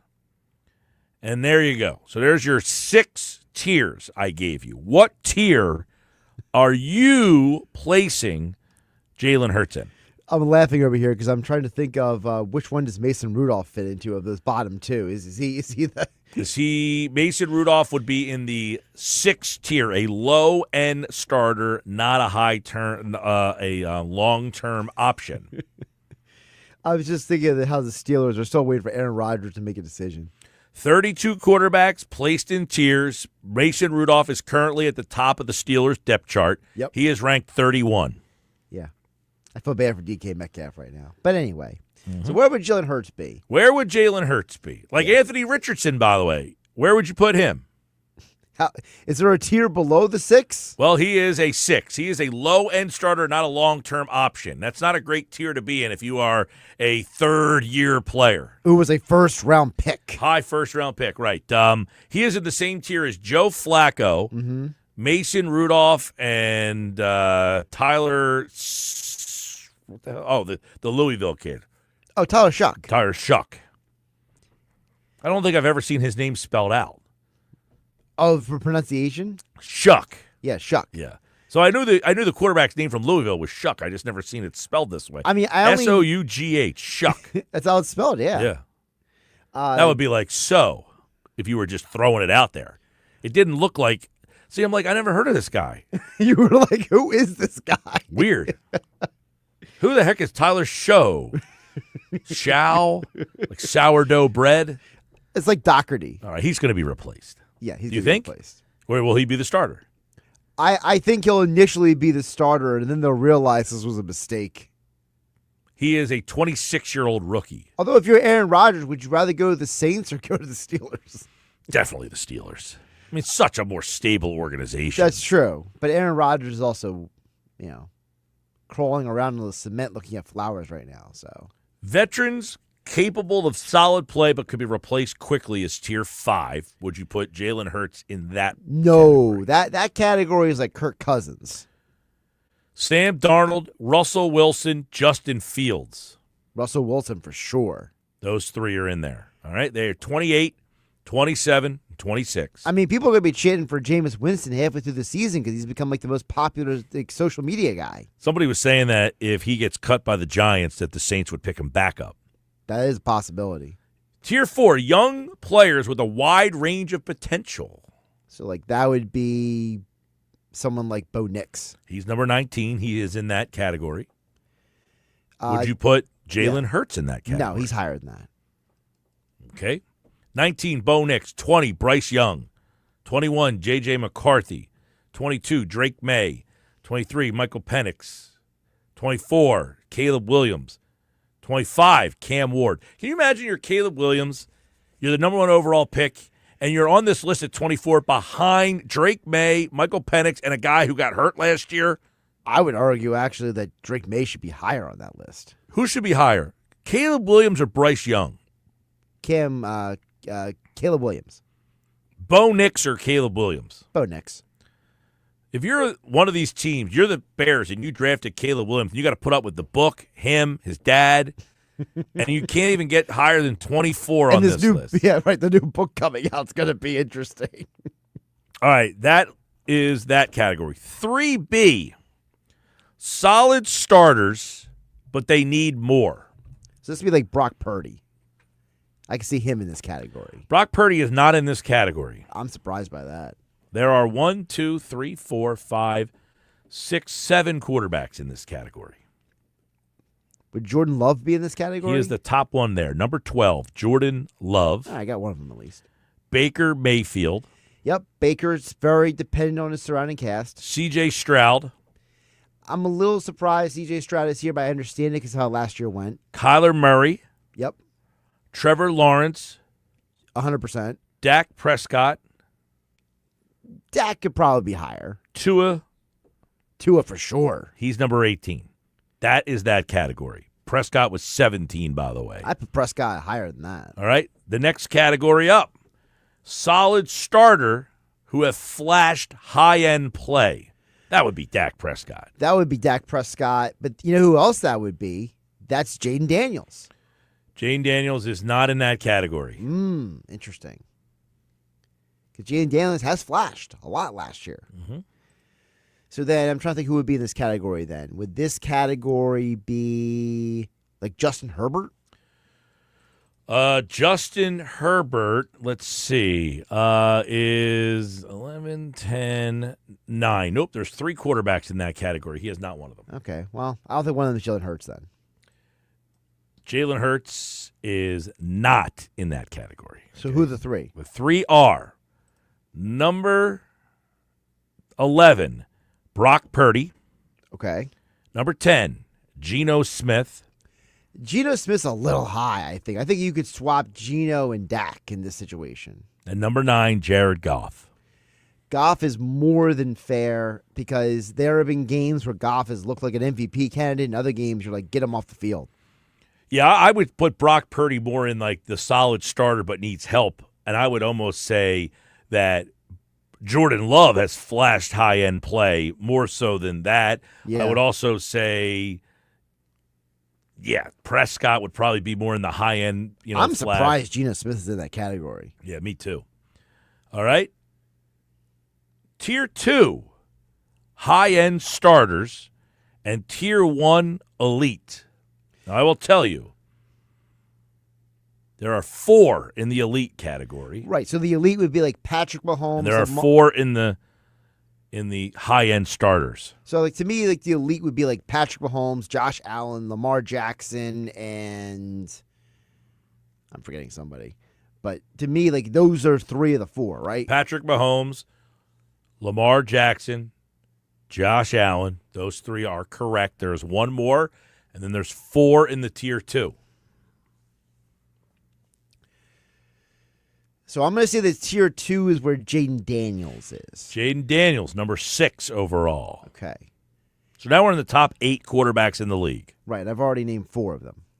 Jaden Daniels is a Tier 2 high-end starter. He is number 6 overall. Now, who made this list again? Pro Football Focus. It is based on, let's see, rankings in the same, based on a combination of recent performance and career trajectory. As expected, this list kicks off with Patrick Mahomes. Career trajectory is a very interesting note. Mm-hmm. I feel like they kind of missed their own memo by having Geno Smith that high then. What about Geno Smith's trajectory that's putting him at 10? I have a hard time ripping Geno's my boy, but yeah, I agree he's a little too high on this list. I'm just saying if you swapped Geno and Dak, let's say. I agree. I think then I would be like, all right, I see where they're going with this. I must be objective here. I like Geno Smith a lot. He's a Dub V guy, but he is way too high on this list. I do think he will do well with the Raiders. Yeah, I'm indifferent on that. I don't think so. Tight end, I don't man. think he's the guy that – I don't agree with his thing. I think he needs help. Like he needs help. had DK Metcalf, Tyler Lockett. Like they had good weapons Yeah. there. I don't think he has the same weapons. He has a good tight end, but He has a very good tight end. yeah. And they got a good running back. So you've hit 4, 4 of the 8. The 8. I mean, obviously, Herbert's by process of elimination, you know who's left. right. So like Justin Herbert's in the second category. He is number 8. A little high. Do you like Herbert better or Goff? Herbert? Okay. I think you can make a debate that if you want to say that Jordan Love is maybe higher than Justin Herbert. Yeah, Love, for whatever reason, he seemed like he was the hot guy last year, and then he kind of faded. Thought Baker Mayfield had a much better year than people gave him credit for last year. Lawrence hasn't done much. I'm not a fan of Trevor Lawrence right now. I think he's way overrated. Yeah. I'm going to say Jalen Hurts is the 4th in that top category. So you think he is in the elite category? Just thinking about who is left out there, just like in general, because the obvious 3 are Mahomes, Allen, Lamar, because they all have won Okay, MVPs. I'm going to help you out with this one. Yeah. Mahomes is 1. Lamar is 3. Allen is 4. Allen's too low. That means somebody's 2. Is it Jalen Hurts or other? I'm going to say number 2 is Joe Burrow. Joe Burrow is number 2, which means Hurts is in the second Jalen category. Hurts is in the second tier. Now, Jaden Daniels is 6. Justin Herbert is 8. There are 2 quarterbacks left. One is 5. One is 7. I'm going to say Jalen Hurts is 5, and then that would mean number 7 is... I am drawing a blank on somebody, obviously. Mm-hmm. Oh, Stafford. Matthew Stafford is 7, and Jalen Hurts is 5. This is what they said about Hurts. His campaign was capped off by an impressive Super Bowl run, was a return to form after a turbulent 2023 season. A year earlier, Hurts too often pressed into high-leverage moments and struggled under pressure, but he flipped the script this past season, showing poise and control even when things broke down around him. After a slow start, he found his rhythm and delivered when it mattered the most. Over the past 3 seasons, he has a 91.5 overall grade, which ranks him 5th among all quarterbacks. I think that's very fair because... So you would take Josh Allen, Lamar Jackson, Joe Burrow, and Patrick Mahomes all over Hurts. I don't know if I would take them all over Hurts, but I see that there is an argument for that. Like, I'm not going to deny that you can make that argument because Mahomes, Allen, and Lamar have all won MVPs.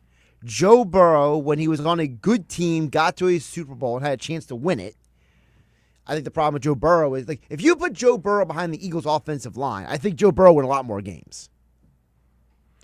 Cole and LBI, Hurts is an average offensive line away from being a tier 3B. Hurts is good, but had the most help out of all the quarterbacks last season. This list is crazy because every quarterback from 5 to 20 is a tier 3B. See, I don't agree with that for this reason. Not every quarterback is hyper-dependent on the talent around them. Like you mentioned about Geno Smith. Geno Smith is a guy who's hyper-dependent on the talent around him. Jalen Hurts still has that moxie. He still has that it factor. No offense to Geno, he don't have an it factor. So that's the difference from these guys. Look at Matthew Stafford. Stafford won games in Detroit. Detroit stinks. Not many. Hey, he was at one point Did they make the playoffs ever? Yes. Yeah, they did. They lost to the Cowboys. Not many. I mean, he might have made the playoffs once. They made the playoffs twice. Still, he was there for 10 years. You're telling me he won game in Detroit? Not many. Yeah, but he still got to the postseason. Not many. If you would have swapped Matthew Stafford with some of the other guys, I think Stafford's better than Geno Smith. No, I'm saying some of the other guys, like Justin Herbert, for example, some of these other guys. I don't think people realize how talented he is, but you have to have that it factor. It matters. Sports Bash this hour brought to you by Broadleaf Plumbing, Heating, Air Conditioning, your trusted source for heating, plumbing, service installation for generations. Call 609-390-3907, online, broadleaf.net. When we come back, we'll revisit our topic from the start of the show. Why isn't Nick Sirianni more popular? Why isn't he universally beloved by Eagles fans? That's next. This is the Sports Bash live on 97.3 ESPN.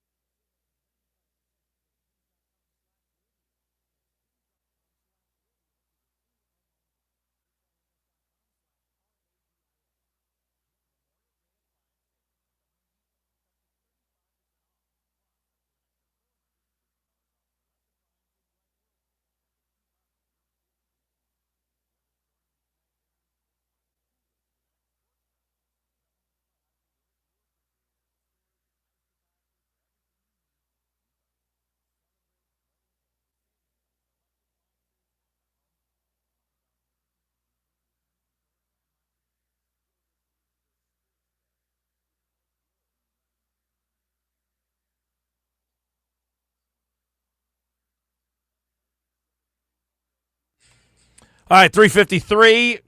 Couple text messages. I want to go back to the Sirianni stuff that we started the show with anyway.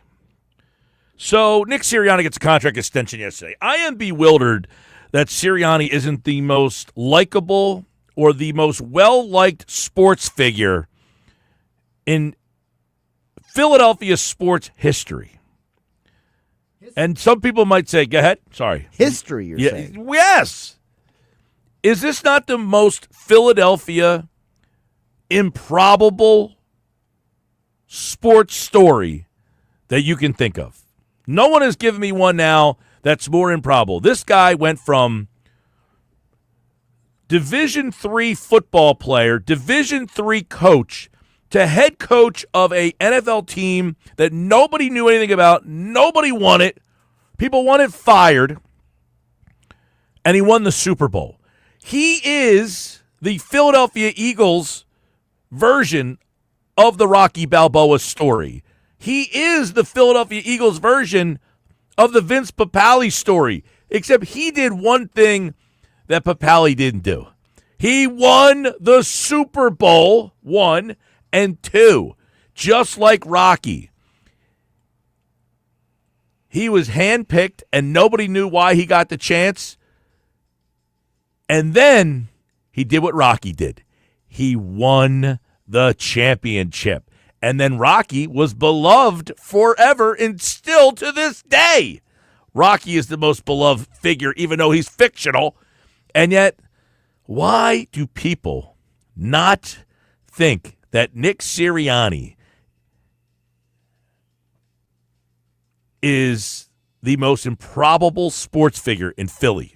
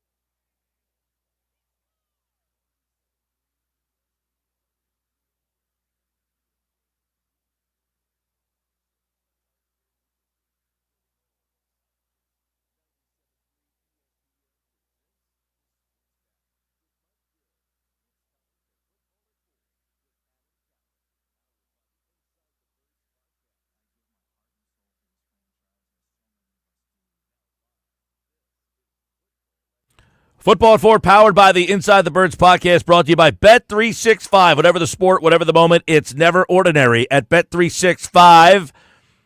Adam Kaplan's here today. We went over the Pro Football Focus quarterback tiers. Nick Sirianni is extended. I think it's the most improbable Philadelphia sports story that I can think of. Does he deserve to be the highest paid head coach in football? It is the craziest sports story that I can think of, and yet it doesn't seem to be embraced by the Philadelphia sports fans. Plus, some under-the-radar stuff around the Philadelphia Eagles organization. We'll get into all that right now with Adam Kaplan from the Inside the Birds podcast as he joins me right now for another edition of Football at 4. What's up, Adam? Mike, good to talk to you. Yeah, I was listening to you and Jeff yesterday. I find it interesting that you think it's that improbable. Now, is it because your point? It sounds like, and you can correct me if I'm wrong.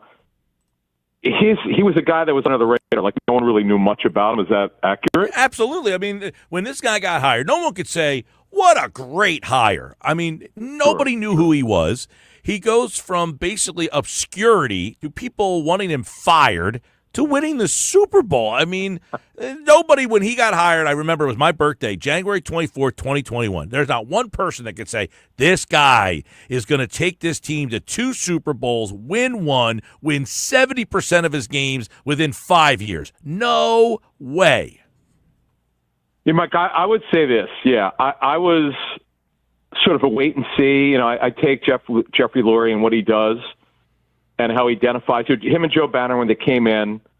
They inherited Rich Kotite, and then they hired Ray Rhodes. Ray had some success, but they moved on from him. And then they hired Andy Reid, who had never been a coordinator before, which is back then, that's like unheard of. Like, you just don't do that. And Joe's told us on Inside the Birds about that incredible interview that Andy had, and Joe said he kind of knew when Andy was in front of him that there was something special with him. So obviously Nick Sirianni, and one of the things we reported at the time, Jeff Mosher and I did, when Nick was hired, was he put a major emphasis, and I know Howie was very impressed by this, on player development. And Mike, we've been doing these segments for a number of years, certainly when Doug Peterson was here. Can you remember a time when an Eagles head coach, you've been following this team for decades, has done a better job of developing players? I think that's something that is overlooked. You know, the amount of players that they have developed through here that are their guys. I mean, that they drafted. We talk about all the draft picks that Howie Roseman has hit on. We always seem to give him the credit for it. But how about them getting developed by, Nick and his staff? A lot of people kind of overlook. I think Nick is an interesting, we talk about one of the things that I want to dive into with you is that he bounced back from what happened in 2023. The fact that he did bounce back, because people say, look, that's 2023 happened, and then he's at fault. Well, they were 10-1. Does he not get credit for them being 10-1, or does he only get fault for them being 1-7 or 1-6 down the stretch? And then I say, look, the fact that he bounced back from that and then won the Super Bowl, that is improbable. It is. It is, Mike. That's a great point. That's probably one of the most amazing turnarounds that I've seen in all Philadelphia sports. I grew up in the market, so I follow the Sixers religiously over years and Philly very closely. I obviously, there's no way you would have known they would have won the Super Bowl coming into last season. You know how good the roster was, but you really had a question coming to the season how the season got away. That was the thing that we had talked about on our show after the collapse. Is the season got away from Sirianni? It just did. The 23 season. And the decision with Sean Desai, now he felt compelled to do it because Desai lost the players. That's why it happened. One could say, well, they just should have waited anyway. They should have let him finish the season. They weren't that bad. But when the players have sort of tuned out the defensive coordinator, you have 2 choices. You meet with the players and you tell them he's staying, or you fire him, or you reassign him in this case, and that's what they did with Sean Desai. Adam Kaplan's with us here. So how, overall, he bounces back from 23. He gets Desai. Then he changes Desai out and goes with Matt Patricia. He had the offensive coordinator, Brian Robinson, Brian Robinson? Did I say that right? Who was the offensive coordinator? Brian Yeah, he's down with Washington. Yeah, why am I blanking on his name? Yeah, I am too, man. In fact, he used to be on the University of Florida. He coached Kyle Pitts. Brian Johnson. Brian Johnson. Thank you. Yes. Yeah, you got it. So, all of that, how does he kind of bounce back from that and then survive that? Because there was a lot of people who thought he should have been fired following that season. Yep. So that was actually a big subject for Jeff and I on today's show. We took a deep dive on how he bounced back, and I would say part of it's reconnecting and taking responsibility. The big thing that we had reported at the time and we didn't know what, as the coach I spoke with told me, that coach with Nick in Indianapolis with the Colts, said, hey, the one thing he harps on is connecting. I'm like, okay, what do you mean? He goes, he's big on that, getting to know players, and he goes, you'll figure it out what that really means after he gets hired, and you hear him speak, and Nick talked about it. I don't know where he got that from. I don't know if it was Larry Karras, who was his college head coach, who was phenomenal, by the way. There's a great NFL Films piece on Karras, the former head coach of Mount Union. But Nick took responsibility. It wasn't just the offense. He knew he couldn't come back with it, or he wasn't going to keep his job. That this was not going to happen. And he hired Kellen Moore, which turned out to be a great choice, by the way. And he didn't know Kellen, but he did know that Kellen interviewed for the same job he got, and Nick got it, and Kellen didn't in 2021. But I think Nick took responsibility. He knew he cannot act like the way that he did. His disconnection with Jalen Hurts been very well documented by a lot of people, us. The Athletic wrote a great piece on it. I suggest people read it if you can, if you've got a subscription to The Athletic. Some great reporting and detail on it. And Nick, he, as you said, Mike, and I'll expand on it, he could have gone either way. He could have just been stubborn and entitled and just continued to coach the same way, keeping his job and seeing what would happen in 24. Well, he didn't. He reconnected with the players. The players adore him, by the way. Talked to a team source the last couple of months who told me that you have no idea how well these players love Nick. I'm like, really? Okay. Now, you might want to ask, though, well, what the hell? What happened? Why did they collapse? What was the issue? I mean, it was Sean Desai. The offense was stale, as Nick talked about, and Nick's forcing, keeping the offense, not adjusting. And I thought he also lost the defense. He just didn't quite know what was happening. It was kind of like when Andy with Juan Castillo, Mike, and a little bit of a different situation, but similar in that Andy didn't quite understand what was going on.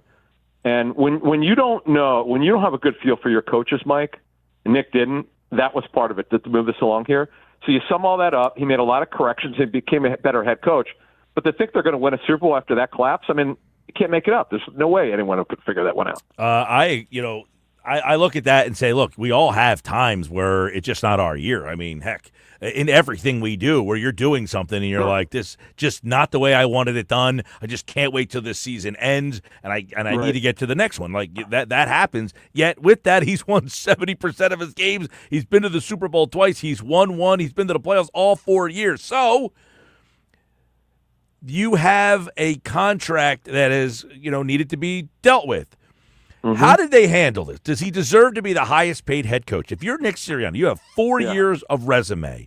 How does that get handled? Because you just saw Ben Johnson get $13 million.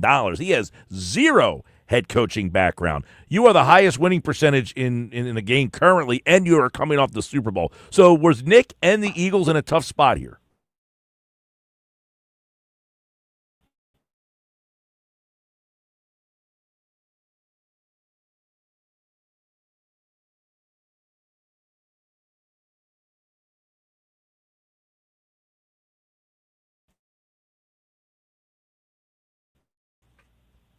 No,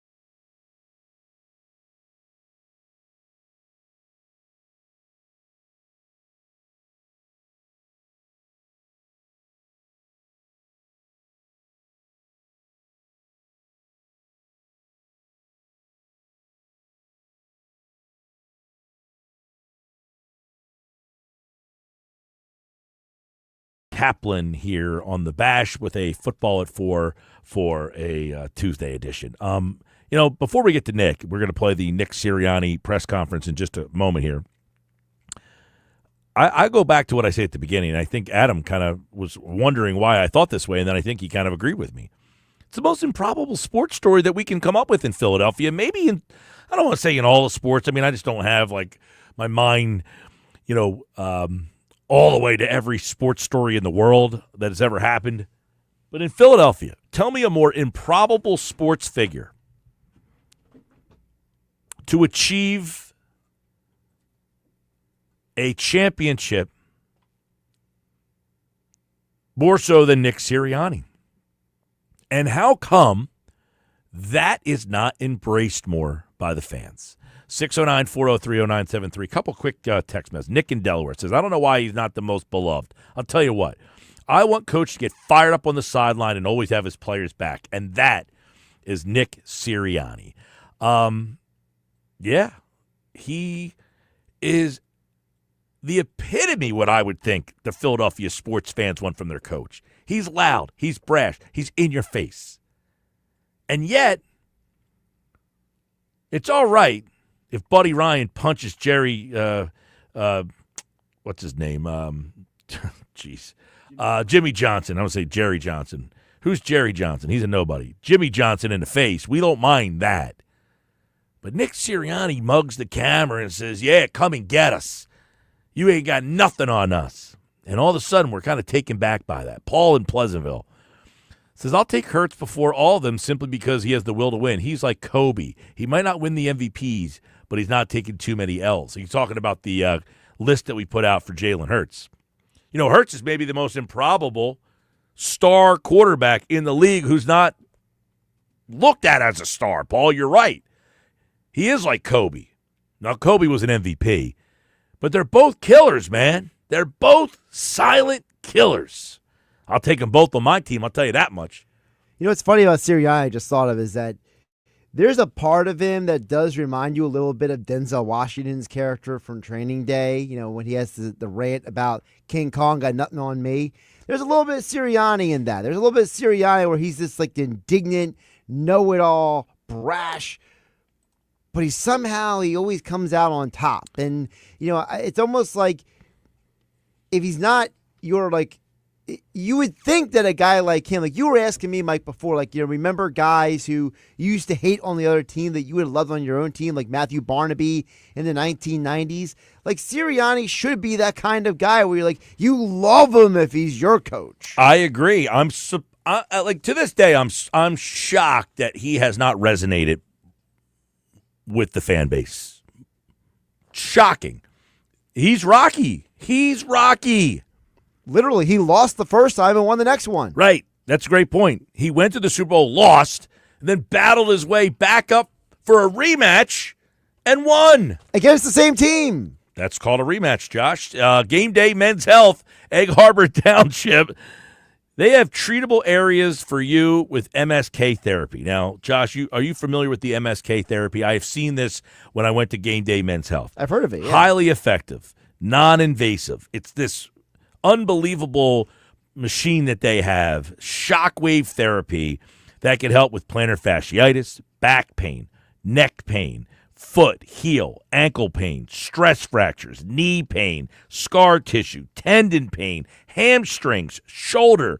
If you are dealing with any of those things, go into Game Day Men's Health and ask about MSK therapy. They also have so many other things. It's a 15-minute free consultation, testosterone, weight loss, ED, vitamin injections, and more. A little peptide. Maybe Jose Alvarado should have talked to these guys first. I'm pretty sure he would have not gotten popped if you talked to those guys first. I would imagine. If he would have listened to me and gone to Game Day Men's Health, Alvarado would still be pitching for the Phillies. When we come back, you'll hear from Eagles head coach Nick Sirianni next on the Sports Bash.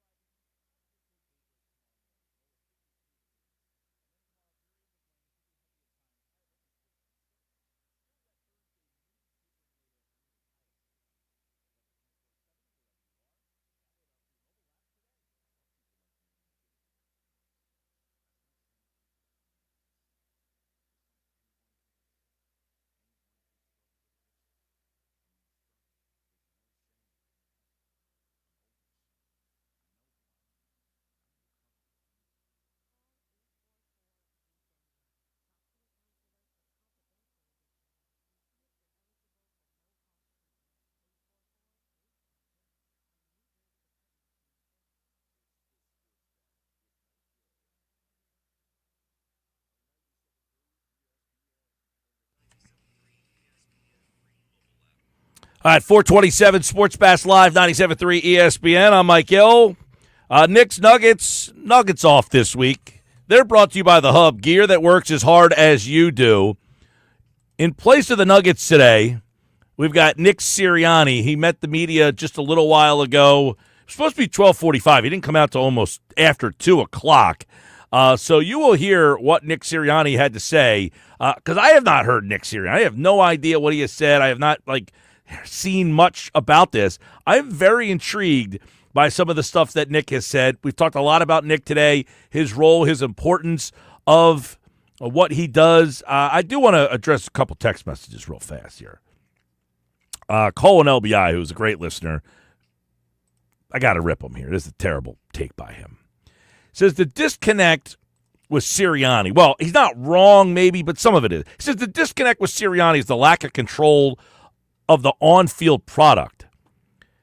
So, Mike Tomlin, Harbaugh, and a good deal of other, Dan Campbell. Yeah, there's a lot of coaches these days, Cole. It's not 1998 anymore. A lot of these guys are CEO coaches. Why do we have a problem with that? Why? I don't understand how Neanderthal we could be that we can't say, you know what? Some of these coaches don't call plays. So the disconnect is the lack of control of the on-field product. He not only needs a great DC, he also needs a great OC. Oh, you mean like most coaches, right? How many times does the head coach, who's an offensive play caller, has a lousy defensive coordinator? You know, when Andy Reid, his problem with the Eagles is when what happened? He started to lose coordinators. That's not a slight on the head coach. The head coach can only be as great as the people around him. What makes you great is cultivating greatness and putting it around you. So, yes, you're not always going to be great, because being great in a team sport is dependent on the people that are around you.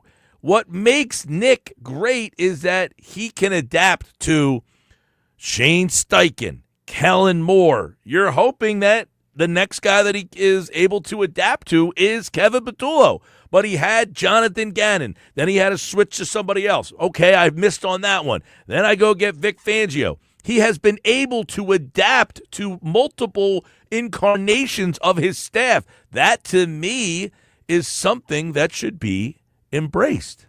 There is nobody who's ever won a championship with lousy people around them. Sirianni said himself, you cannot be great without the greatness of others. Well, it is the mantra of this organization, really. You can't be great without the greatness of others. And I think it is what separates the Eagles' mentality from, I know Cole's a Jet fan. Maybe that's the way he thinks the way he does. Well, I mean, considering his team hasn't won a championship since before you were born, Mike, maybe that's part of the problem. That's what I'm saying. I think maybe, that mentality is why, it's hard to come to terms with what is great in today's sports world. What is great in the sports world that we live in today as opposed to the way it was in the 90s. We're talking about in the next hour, we'll bring it up, super teams in the NBA. They were cool. Now they're not. Sports evolves. It changes. The Nick Siriannis of the world, they are succeeding because they don't have to do everything, and now they understand that. They are allowing others to take a bigger importance, a bigger role. Here's head coach Nick Sirianni, his presser. He has signed a multi-year extension, and here is the head coach of the Philadelphia Eagles.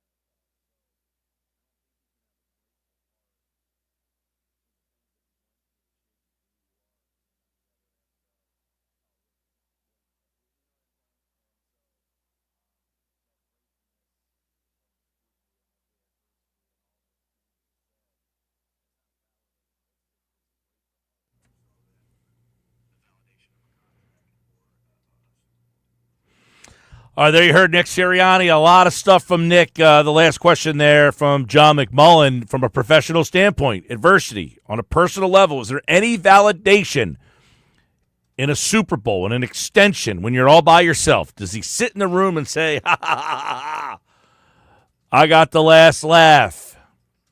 I don't think he would ever say, of course there is. All these people who didn't like me, they wanted me fired.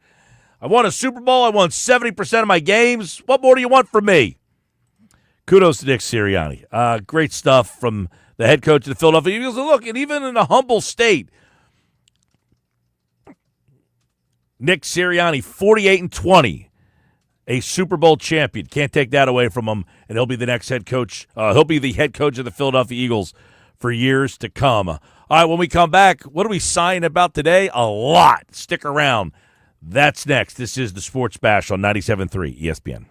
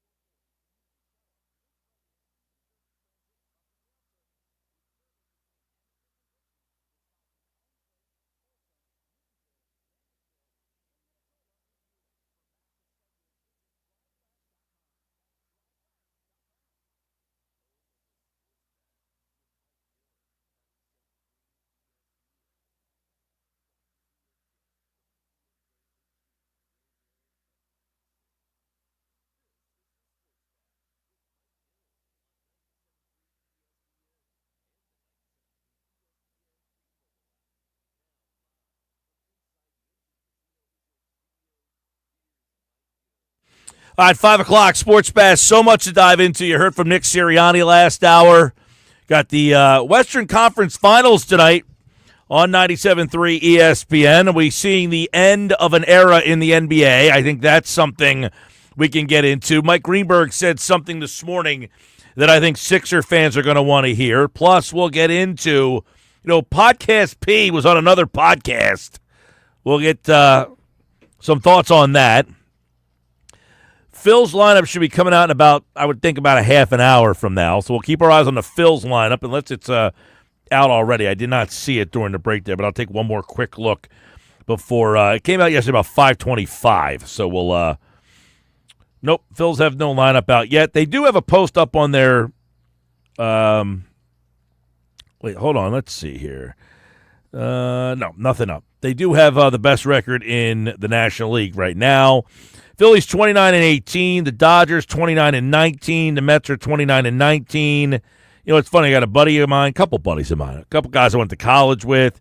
They live in like that central North Jersey area, and they haven't texted me Mr. Met anymore. I haven't got that text the last 2 weeks. Can we just wait until the season plays out? I know the Mets beat the Phillies last year in the playoffs, but this soda thing is it is crazy with what's going on there. Is he not happy with the Mets and yada, yada, yada? Just so many stories there. So some of the stories on the table for the final hour of the show, we will dive into. I said earlier today, Nick Sirianni is the most improbable sports story in Philadelphia history, yet this guy is not well-liked. He is not respected to the level that I think he should be. He is the true-life Rocky. Nick Sirianni should be embraced and loved by all Philadelphia fans. Instead, he's not. He is Rocky. It's the most improbable sports figure in the history of the city. Nick Sirianni. We got that. We got Phil's. We got Sixers. We got it all right now on the final hour of the Sports Bash Live on 97.3 ESPN. Ryan Rothstein joins me for the final hour as always here. Are you sighing at that comment that Nick Sirianni is the most improbable sports figure in the history of the city? Big time. Why? What's so improbable about him? This is Rocky, man. This is the most improbable hire, and he did what Rocky did. He won the championship when nobody thought that he could. He was absolutely out of right field hired.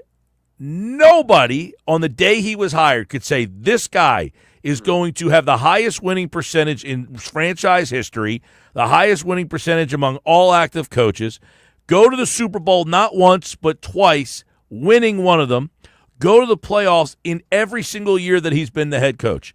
Nobody would have ever seen that coming. Yeah, I think it was a surprise to see the transformation so quick. But at the same time, you look at the roster that he was given, and it's not a surprise. I think the initial hire was a shock and a surprise. The roster he was given won 4 games. It got the other guy fired. Yeah, but Mike, the roster, everyone has been talking for the past 3 years that me and you could be the head coach. I mean, that's what people were saying, how good the roster was in 22, the first Super Bowl, the loss, and then the most recent Super Bowl last year, the win. I mean, it was arguably the best roster both years, talent-wise, in the entire NFL. Well, I'm not guess taking what? anything away from him. I'm just saying, it's yeah, not but those a things. Shock. It's not like it was Nick Foles, improbable. I mean, the team was favored to win the Super Bowl.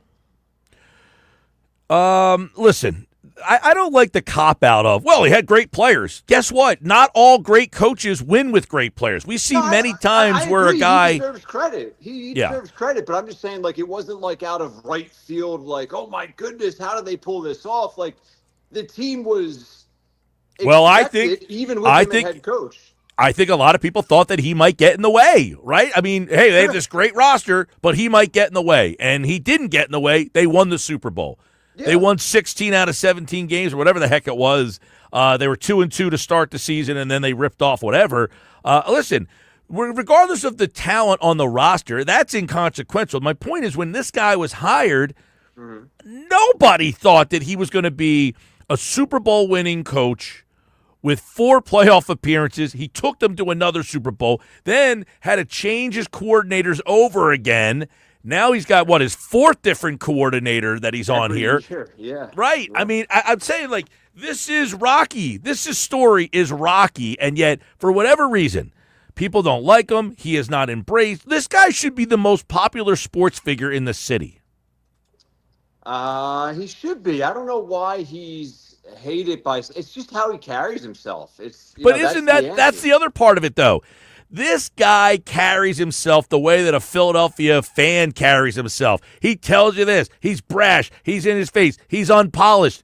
He's Joe from Fishtown, for God's sakes, and yet he's looked at like he's some outcast.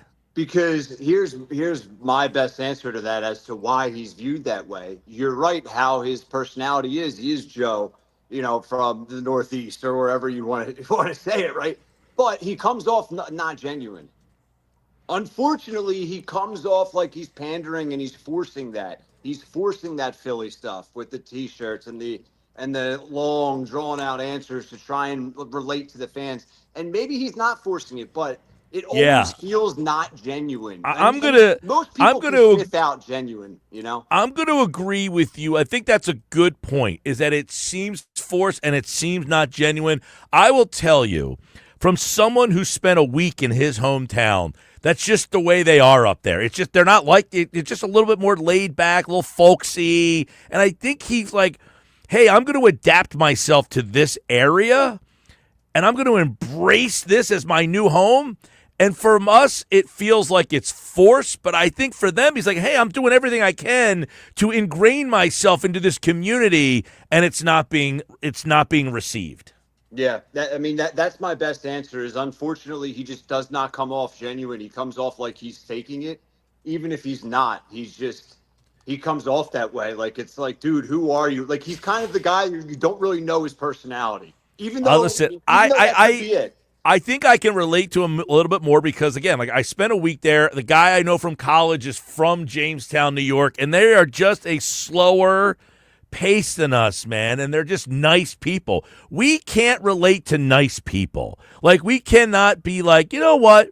That's just a nice person. Like, it's a foreign thing to us that someone is just nice. I think Nick Sirianni is almost too nice that we look like he appears to be a phony to us. Yeah, I think that's it. And even when he's too nice, sometimes he tries to not be too nice, and it's like, it's just he comes off a little strange for whatever reason. But I mean, he's won a Super Bowl. I think a lot of people have come around to him now at this point. I'll tell you what, though, like, for a guy who's won a Super Bowl, you're saying, I think some people have come around to him. I still feel like people make it like, well, it's not because of him. It's because some guy said before, well, it's because of the coordinators. Like, it doesn't matter what the variables are. He's the coach of the team. So as the coach of the team, part of the credit that you get is saying, I don't know defense, you run the defense. That's where you get the credit. For part of it is, I'm not the play caller. You're the play caller. Part of recognizing what you're good and not good at, that's what makes you great, is knowing your limitations. I agree. Absolutely. Listen, you have that level of success, you have to give him credit. Even if we want to say, well, there's 15 other guys that could have won a Super Bowl with that team last year. Okay. Let's entertain that. Even though it's ridiculous to entertain, let's entertain it. What is that taking away from Nick Sirianni? He still did an incredible job, just because if there's 20 other guys that can also win the Eagles the Super Bowl last year. So what are we saying? Nick Sirianni's one of those guys. He did it. I mean, yeah. Hey, listen, I don't care how many other people could have come here and done it exactly. too. He could have not done it, and he still did it. Right. He could have been one of the guys who couldn't get it done. He could. Now, if he goes to Buffalo, do they win a Super Bowl? Maybe he's the kind of guy they're missing. Maybe him being in that locker room is what Buffalo's missing. I'll tell you, one thing about Sirianni I think he doesn't get enough credit for is you never have a problem with the Eagles' time management. I mean, yeah, the week against the Saints, you were like, why are you punting the ball or going for it on fourth down? Yeah. But you heard that one week. You didn't really hear that for the most part. I feel like it's an unbelievable story that this guy, to me, should probably be the most embraced and popular sports figure, and yet he's the most polarizing. Well, is it fair to say that the head coach of the Philadelphia Eagles is never going to be the most popular guy in town? I mean, people are always going to be criticizing the head coach of the Philadelphia Eagles. They're always going to get unfair love, hate, right? I mean, it's just they're never going to be the most popular dude.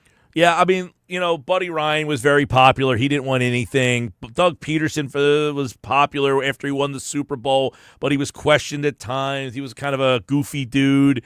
Andy was not well liked. I feel like the Philadelphia fan base just always hates the coach. It's the weirdest thing. With the Eagles, because there's so much passion there, and anytime there's any loss of any degree, any slip up, it's magnified to like no other city in the world. It's not just the Eagles. It's not just the Eagles, though. I mean, every Sixer coach is the worst coach in sports. Yeah, Rob Thompson's a complete buffoon. Yeah. But I'm saying Rob Thompson, nobody likes him. He's a buffoon. Every time they lose, Thompson's asleep at the wheel. He doesn't know what he's doing. Whenever the Sixers lose, it's Doc Rivers' fault. It's Brett Brown's fault. Now it's Nick Nurse's fault. It's never just, you know what, we just don't have a good enough team. It's never been that, ever. Sometimes it is, but no, most of the time it's someone needs to pay. Someone needs to pay for what has been put out there on that field or ice, whatever it is, the hardwood. But yeah, I think Nick Sirianni is certainly overrated. Underrated. I'm sorry. Okay, I was going to say, my gosh. Yeah. No, I apologize. I mean, listen, I think at one point it was fair to question him, but he's earned it. He's proven himself. Well, yeah, listen, I agree. When he got hired, okay, it was my birthday, January 24th, 2001. I'm not going to sit here and pretend, oh, man, the Eagles hit a home run with this hire. I had no clue what to expect, but I was willing to give them the benefit of the doubt based on their track record. They hired Doug Peterson when nobody wanted him. They hired Andy Reid when nobody wanted him. Okay, maybe they've seen something in this guy. He's young. Maybe okay. But I'm not going to sit here and pretend to say I think he was ever going to win the Super Bowl, for God's sakes. I figured he'd be here for 3 years, and probably they're going to fire him and move on to the next new innovative guy that they think they found. Here we are 4 years later. He's been to the Super Bowl twice. He's won the Super Bowl, and he's won 70% of his games. Like, even his dad probably couldn't have thought that that's what kind of resume he was going to put out on the table. No, yeah, it's been the best case scenario, to your point. And, let's say he goes out this season and wins 10, 11, 12 games. I mean, my goodness, this year, a down year would not be shocking. I know no one wants to hear that. The team is still loaded with talent, but, the schedule seems very daunting, and they're coming off a Super Bowl win, right? You could, maybe injuries occur. You could see 6 wins, 6, 7 wins could happen, right? And it wouldn't be crazy. Well, but listen, their comes schedule out and wins 11 or 12. Yeah, their schedule is brutal this year, and if he has another year where they win 11, 12 games, I mean, my God, I mean, he wins 70% of the game. It's hard to keep that win percentage going. Yeah. I just think it's one of the more improbable stories that never gets talked about, is that this guy got hired to be the head coach of the Philadelphia Eagles. I said, it's like Rocky. It's like Apollo Creed opened up the book and said, I'll fight this guy. And everyone was like, no, he's a southpaw. You don't want to fight that guy. Now I'll knock him out in 3. And Rocky says no. And he loses in the Super Bowl to the Chiefs, and then he comes back for the rematch and beats them. It is Rocky. He's Rocky. And yet morons question the man. I would say, could we say Jalen Hurts is Rocky? Maybe Nick Sirianni's Mick. I don't know. Collectively, right? Collectively. And Hurts is another one. He's not fully embraced by everybody, but that's a whole nother story. Yeah, he didn't get the extension today, so it's Nick's day, or yesterday, so it's Nick's day. Yeah, right. Deservingly so. All right, that's fair. Speaking of someone that we need to highlight, I want to shift to the Phillies. They get a win last night, and Schwarber's someone that I look at Schwarber. He hits his 300th bomb last night of his career home run. And this dude has been the best Phillies position player since his arrival, by far. I mean, this guy is he's awesome. I don't know what your take is if you sigh at that. I think he's been better than Harper. He's been more reliable than Harper. He's been awesome. He's been fun. You move him to fourth, no problem. You move him to third, no problem. You have him bat leadoff, no problem. The guy just does everything and anything, and all he does is hit bombs and dingers. I'm sighing that he's been better than Harper the whole time he's been here. But this season he has been, no question. He has been the MVP of this team for 2025. One thing about Schwarber, he's hit a lot of home runs, and they're Herculean, and they're fun. He gets on base a lot, but, he hits 198. There were people that wanted him gone because he wasn't the prototypical leadoff hitter. I'm trying to remember. There's been so many things like I remember Harper's home run, Hoskins' bat spike, Castellanos just getting blazing hot in the Braves series. Was there a moment for Schwarber where he won them like a series or 2 games or a game? I'm trying to remember that. When was Schwarber like the guy who got blazingly hot in a playoff series? Am I forgetting one where, like, I know Hoskins had like 4 home runs in the Padres series, I think the year they went to the World Series, didn't Schwarber have like 5 or 6 leadoff home runs in that playoffs? Like he had something crazy, like, he 5 or 6. I could be wrong with that. But I just know the totality of his home runs in the playoffs, especially leading off games, was significant. I'm trying to remember, like, for some reason, all those other guys' things stand out to me. Like, the bat spike. There was all these things that, like, stand out. And I'm trying to, like, when was Schwarber's, like, what are the moments in the playoffs where Schwarber was, like, he was the one that caught fire for 2 or 3 or 4 games that helped them kind of win a series? I don't think he's had a moment, but he's just been, I think, more consistent than everybody else. And I could be wrong with that. I feel like he was much better than Harper in a few big series. By the way, he was another one. I'm looking back. So in the San Diego series, he hit 400 with 3 homers in that series. I guess it got overshadowed by some of the Hoskins stuff and the Harper home run, but he was excellent in that series. In the Arizona series, he had 5 homers and hit 364, but that team stunk in that series. Well, they lost that series. That's why his out. But the other series against the Mets last year, he hit 125. In the Atlanta series in the DS, he hit 118. In the Miami wild card, it was only 2 games. He hit 250. In the World Series, he hit 250. He did have 3 home runs in that World Series, but it seems like a lot of his higher points were in series that the team lost. Yeah, but that's sort of my point, though. Like, I feel like a couple of the series where a lot of people were not showing up, not hitting, he was still producing. And it's like Schwarber's the only guy here that we can sort of rely on. I know he's had a couple of downers, too, but I don't know. I love the guy, and I think when the extension comes around, when it's time to give him a contract, you 100% need to bring this guy back. I know we're paying a lot of dudes big money, but I think Schwarber's a guy you just can't afford to lose.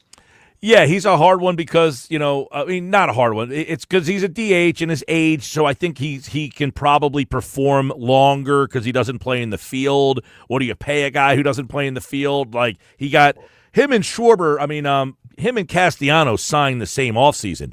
For whatever reason, they said to Castellanos, you're getting 5 years, $100 million, and Schwarber only got 4 years, $79 million. So they both get paid $20 million a year, but they valued Castellanos for 1 extra year over Schwarber. So what are they going to value Schwarber at this next time around? Yeah, I did see a report. I think it was Jeff Passan. He wrote an article a couple weeks ago, and he included Schwarber as someone that's should be expected to get 9 to 10 figures. So that's, 100 million, maybe more. I don't know. Yeah, I think the Phillies are in some tough spots, but yeah, you almost have to, and especially what he's doing now. His average is up. He's still hitting for power in the middle of their lineup. They moved him from 1 to 4. Some nights he hits 3. So yeah, it's the Phillies. He's on pace to hit 55 dingers, dude. He's going to have a heck of a year. And another topic that sort of coincides with Schwarber's point here that I brought up. I don't know if you saw it but you talk about Sirianni getting massively overlooked and how he's rocky and just the awesome story that is Sirianni. How about the Phillies? They're on pace to win 100 games. They're number one. They're first in the National League. They're at the top of the standings in all of Major League Baseball as well. And my goodness, they can't do a darn thing right. They might as well be the process 76ers the way we all talk about them. But, they're going to win 100-plus games. They may finish first in the National League ahead of the Dodgers. They are right now.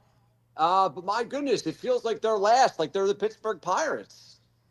I feel like they've been the most disrespected team that I can recall. They are in the situation, though, of we've seen this group and we know that the results aren't what we wanted, so why should I change my outlook? If it was a different group of guys, maybe it would be different, but it's like, hey, you didn't do anything to make me think any differently. I saw you lose last year when you won the division last year and you lost. You won the year before you beat the Braves and then you lost to the Diamondbacks. So it's almost like it's a sad state of where sports is. The results of the years before creep into your subconscious on how you think of the current team, which it shouldn't. It shouldn't. But yes, that you're right. That is the reason why. But it's ridiculous because they're the best team in the National League, and it's like, I know, but I remember, and this is way back when the Phillies had just signed Harper, okay? And the Phillies had been coming up short for years after year after year with Gabe Kapler. And I believe we were doing shows down in Cape May at the time every week. And I was saying, look, this team's different. They have Harper. They have different players. They went out and signed Harper, and yet no one's believing in them.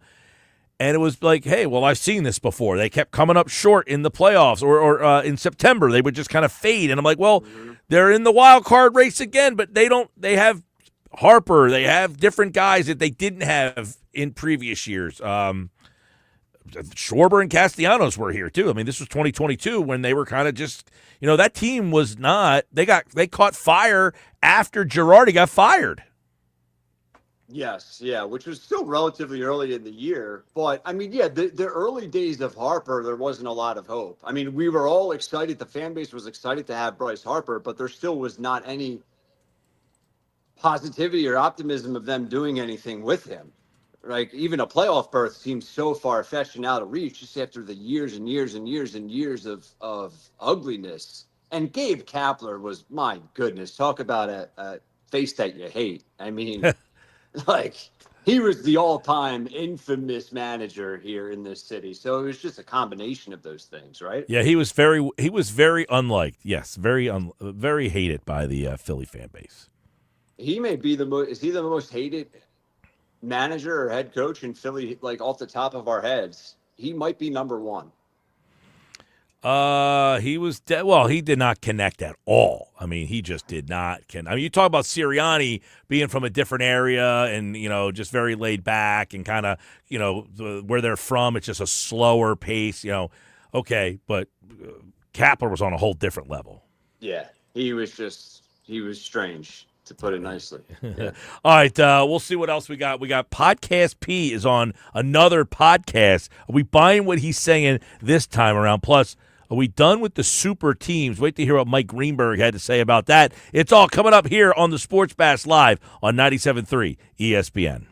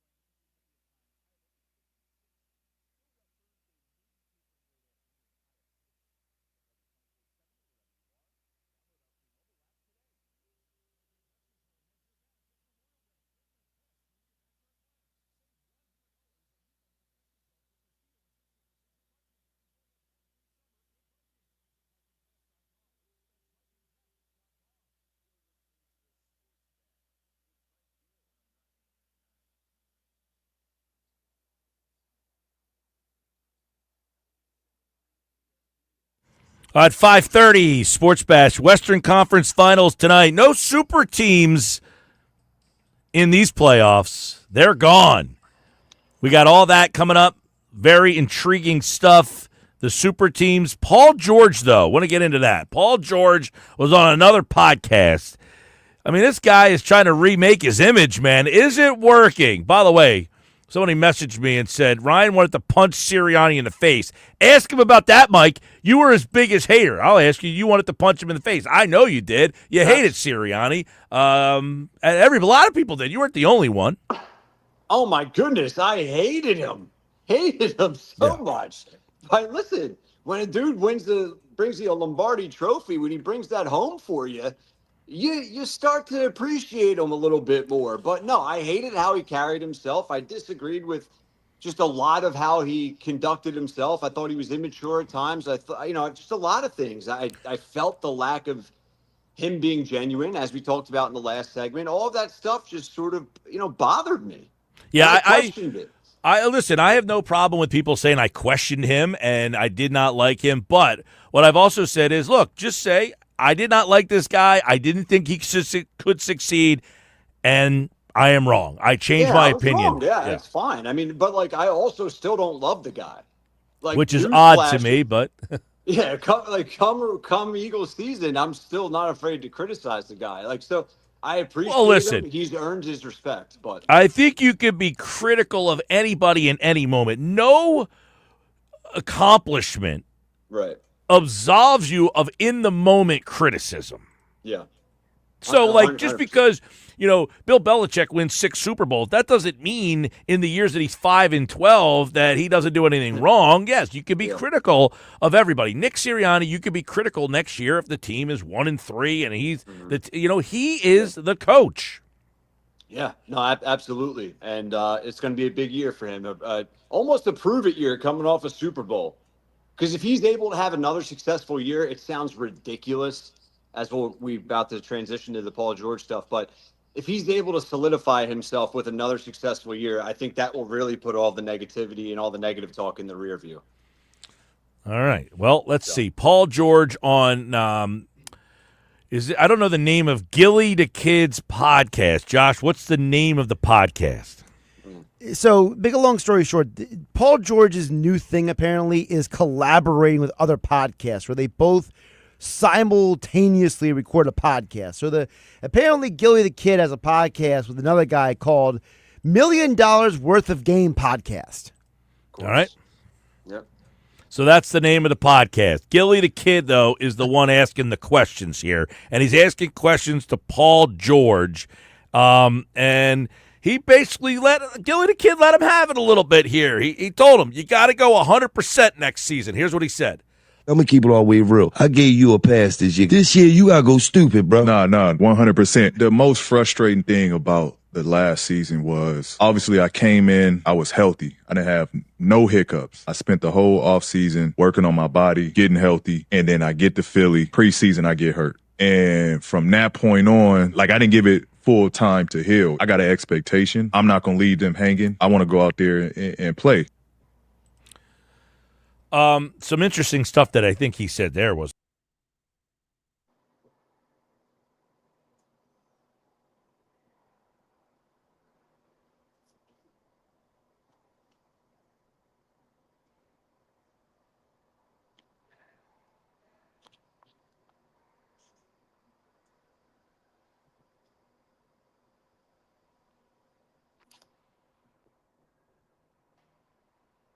That there you go. Sorry, I got knocked out of the studio somehow. Did you hear that bite?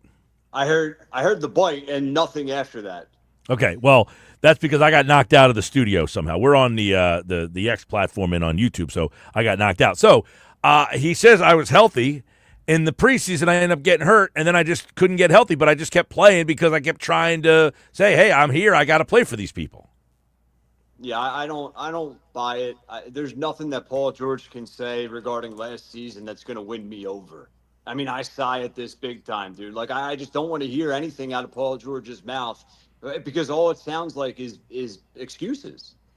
I mean, he is not the most popular dude in Philly right now, arguably the least popular guy in Philadelphia sports right now. So there's nothing that he can say that can talk his way out of this. He needs to simply play his way out of it. That's the only way he can earn his respect. These podcast appearances are akin to Ben Simmons videos. Yes.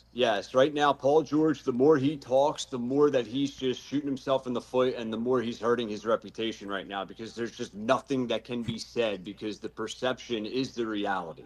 So you are sighing at Paul George. What else stands out? I didn't hear any of these bites, so these are all hitting me for the first time here. I do have a quick question for you guys, which is, Ryan, you were saying that's hurting his reputation. So what would instead help his reputation? Like being quiet, not doing interviews with sunglasses on? Like what is there something aside from going out there and winning MVP that Paul George could do before the season that would help his reputation for you? No, there's, and it's not fair, but life ain't fair, especially for Paul George making hundreds of millions. It's, life is not going to be fair. There's nothing he can do. That's my point. Right. So, I respect him owning up and holding himself accountable to a degree on all of these podcasts. That's awesome. Good. Great. I guess it could be worse. He could be doing less.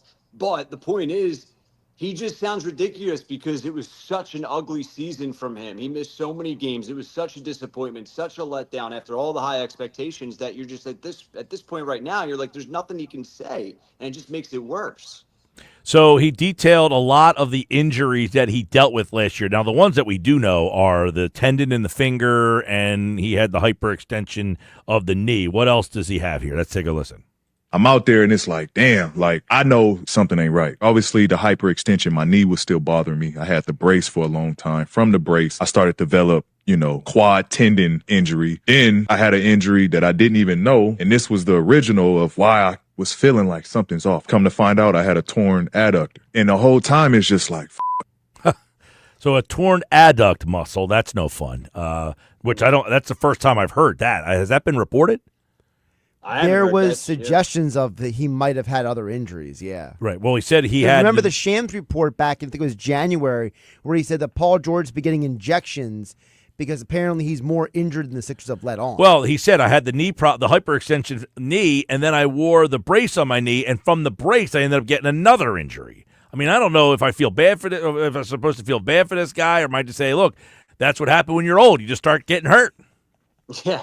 Right. Yeah, I don't know if there was something he could have done. And even in the last soundbite, did he say, was he playing through the injury? Should he not have done that? Right. Like, I just don't know how reckless he was as well throughout. He suggested on the podcast that basically he tried to come back too soon because he felt he owed the fans because he signed the contract.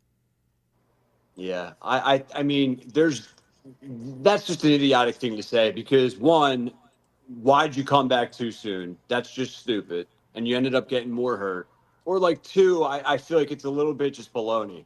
I don't know. I just feel like he didn't really rush back to play. I could be wrong with that. So you are sighing that you're giving him the benefit of the doubt here, right? Is that what you're saying? Yes, big time. Okay. All right, let's get into – because I'm not sighing on this because I said, listen, the Sixers have no other choice. I always – like if you're hurt and you're perpetually hurt, if you enter the season healthy, I'm going to at least give you the benefit of the doubt. Like Paul George has made it through seasons healthy. We act like he's played in 30 games every year of his career. He just played 77 games a year ago. Yeah. So he can play – full seasons. Joel has had major problems getting through. Now, he's been to the playoffs healthy. Well, he's been to the playoffs on the court, not 100%, almost every single year. Last year was the first time he could not get to the finish line that I remember, right? He has played in the playoffs every year. So both of these guys have shown I can play in the playoffs. That being said, I think Paul George, and to me, Daryl Morey said the other day, all of our guys should be ready to play on night one, and I have no reason to think they shouldn't be ready to go. I think Joel will be fine, and I think Paul George will be fine, outside of them getting hurt in a preseason game or something to that effect. I think the injuries that crippled them this year are behind them. Yeah, Joel's knee will always be a problem, but I don't think it should prevent him from starting the season since he's been off since Christmas. No, I don't think it will prevent that either, but it's just always something with Joel. It's head, shoulders, knees, and toes. You're playing the game of doctor there. You're just waiting to get zapped. I mean, if it's not a knee, it's something else. But yeah, you just hope that he can stay healthy and they can build some chemistry together. All right, let's get into the Greeny stuff. Okay. So Greeny, it was interesting. They're talking about super teams earlier today, and there's no super teams right now, right? We're into the conference finals now, Eastern and Western. Western Conference Finals, game 1 tips off tonight. Shea versus Ant-Man. It's going to be interesting, but there's no super teams, and obviously the apron has been a big impact on that. Basically, teams can no longer really sign a big three anymore. But here's what Greeny had to say about super teams and if it's a good thing or possibly a bad thing for the league. Take a listen. The NBA right now, all the places where they've tried to add superstars together to the mix. I mean, the Lakers, they go out, they get Luka Doncic, they're out in the first round. The Sixers, every single year it feels like they add a superstar. They didn't even make the playoffs this year. The Suns put together a super team. They didn't make the play-in this year. So it feels like that formula in the NBA does not work.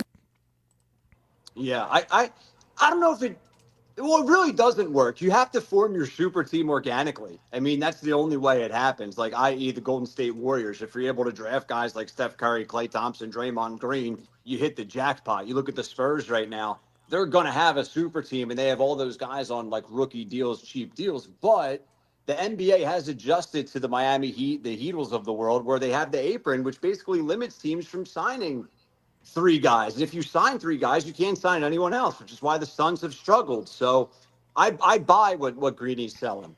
I agree. I'm not signed at that either. And I said the other day, I think you're seeing the transformation of the next generation of stars pushing the older generation of stars, not to retirement, but they are no longer good enough to be the reason why the team moves on. LeBron could win as the best player on the team and win a championship because he was the best player. That is no longer.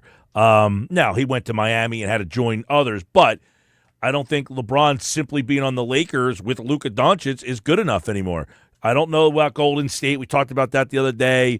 I think Curry is probably past that now, where that team's going to be an NBA championship level team. I think they're probably past that. The Kevin Durant stuff, I think that he's too old to be the guy. He can still be, like, Michael Jordan could still score when he was 40, but he wasn't good enough to take the Wizards to the playoffs. But he could still play. Yeah, but I will say this. I'll push back on the LeBron thing a little bit. I get your point. I'm not completely disputing it. You're right. But look at LeBron's numbers this year, MG.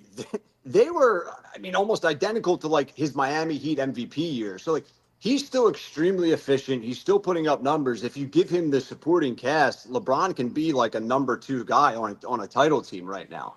Maybe only for another year or two, but he's not like, we're not putting him out the pasture, I think is my point. Yeah, I mean, and quite frankly, he was the number 2 guy on that team this year. They got knocked out in the first round. I mean, but, yeah, I just think you're seeing the new stars take over. Like, right now, you know, you've got Ant-Man, SGA. Who would you rather have of those two, SGA or Ant-Man?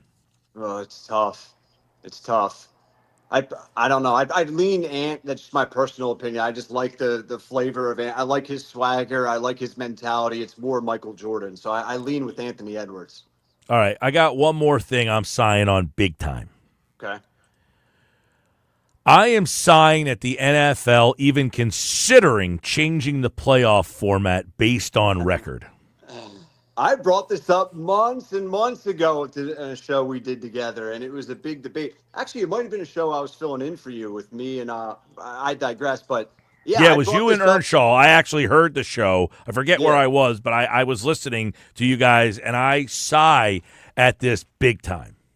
I think it's going to happen, man. I hope it does happen. I still. Well, let's hear why you sigh first. Okay. I sigh for multiple reasons. One, the NFL does not have a balanced schedule. Not everybody plays the same schedule. So you winning 13 games because you got stuck playing the AFC South, and I win 10 games, but I had to play the NFC North. Your schedule was easier than mine. Therefore, you might have won more games, but that doesn't mean that you're better than me. The goal is to win your division, and that's what gets you the home game. If you're a 14-win team and aren't good enough to go and win on the road, that tells you everything you need to know. You're not better. But it's the same argument if, okay, you say win your division. What if the division stinks? That's the problem. We're getting teams that you can have a 7-win season, but they're the best team in their division, and they're getting a 4 seed above a team that has 13, 14, 15, maybe 16 wins. I mean, it's ridiculous. It doesn't make any sense. Well, listen, yes, you're saying the weaker division, the champion of that division, what if they're winning the weak division here? Absolutely. But the point is to have a goal to win your division. You're in the NBA. The divisions are now meaningless. We don't want to make the Eagles. Can you imagine if the Eagles-Cowboys became a meaningless division game because winning the division meant nothing? Winning the division is what makes these rivalries what they are, and that's why the other sports don't have those rivalries anymore, because they've diminished what winning the division means. In the NFL, winning the division still really means something. If we want to take that away, we are now starting to strip away the rivalries and what they mean. But I think if they vote this new rule change with the reseeding, like, it's still going to mean something. Correct me if I'm wrong. If you win the division, you're making the playoffs. So that's still a big deal. You're just not guaranteed a top 4 seed anymore if they vote on this change. Well, listen, So like the last divisions year, are still holding weight. the Minnesota Vikings won 13 games last year.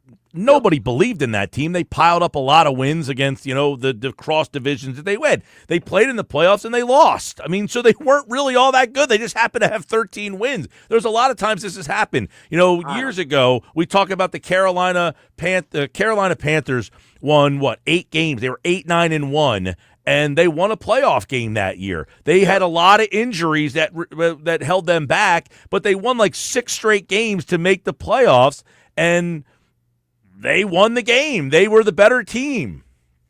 I feel like the problem is in football. I think we just look at record and then deem, well, you had more wins, you're better. And I don't think that's really the case because you don't play the same schedule. No, I mean, that's true, but that's true with any sport, right? I mean, like, listen, I think in the NFL, man, if you get 13 regular season wins, I don't care what your schedule looks like. It's tough to get 13 wins in the NFL. It is a grind. It is tough to win any game in the NFL. So, I think we're diminishing that a little bit too much there to say 13 wins is meaningless. I mean, I'm not saying it's meaningless, but my point is this. If you're not good enough to win your division and you have 13 wins, you should be good enough to go on the road then and beat a team that has 9 wins. I mean, you should be, but I think there is a significant advantage for home field, too. I mean, I saw a clip with Nick Foles the other day. He started a podcast, and he was talking about the NFC title game where they beat the Minnesota Vikings, ironically enough. And he was saying, like, listen, if that game was in Minnesota, I don't know if we win that game. Like, the atmosphere and the intensity of the link was such an advantage. And so I think that's a big deal. It is. I also saw the Eagles lose the NFC Championship game at home multiple times, so it didn't help them all the time. All right, that's today's Rye or Sigh. We'll do it again tomorrow. See you, man. All right, brother. Good stuff. Yeah, I don't need them to give a 13-win team a home game just because. I still want the divisions to matter and mean something. I have the Bet365 play of the day, and that's coming up next.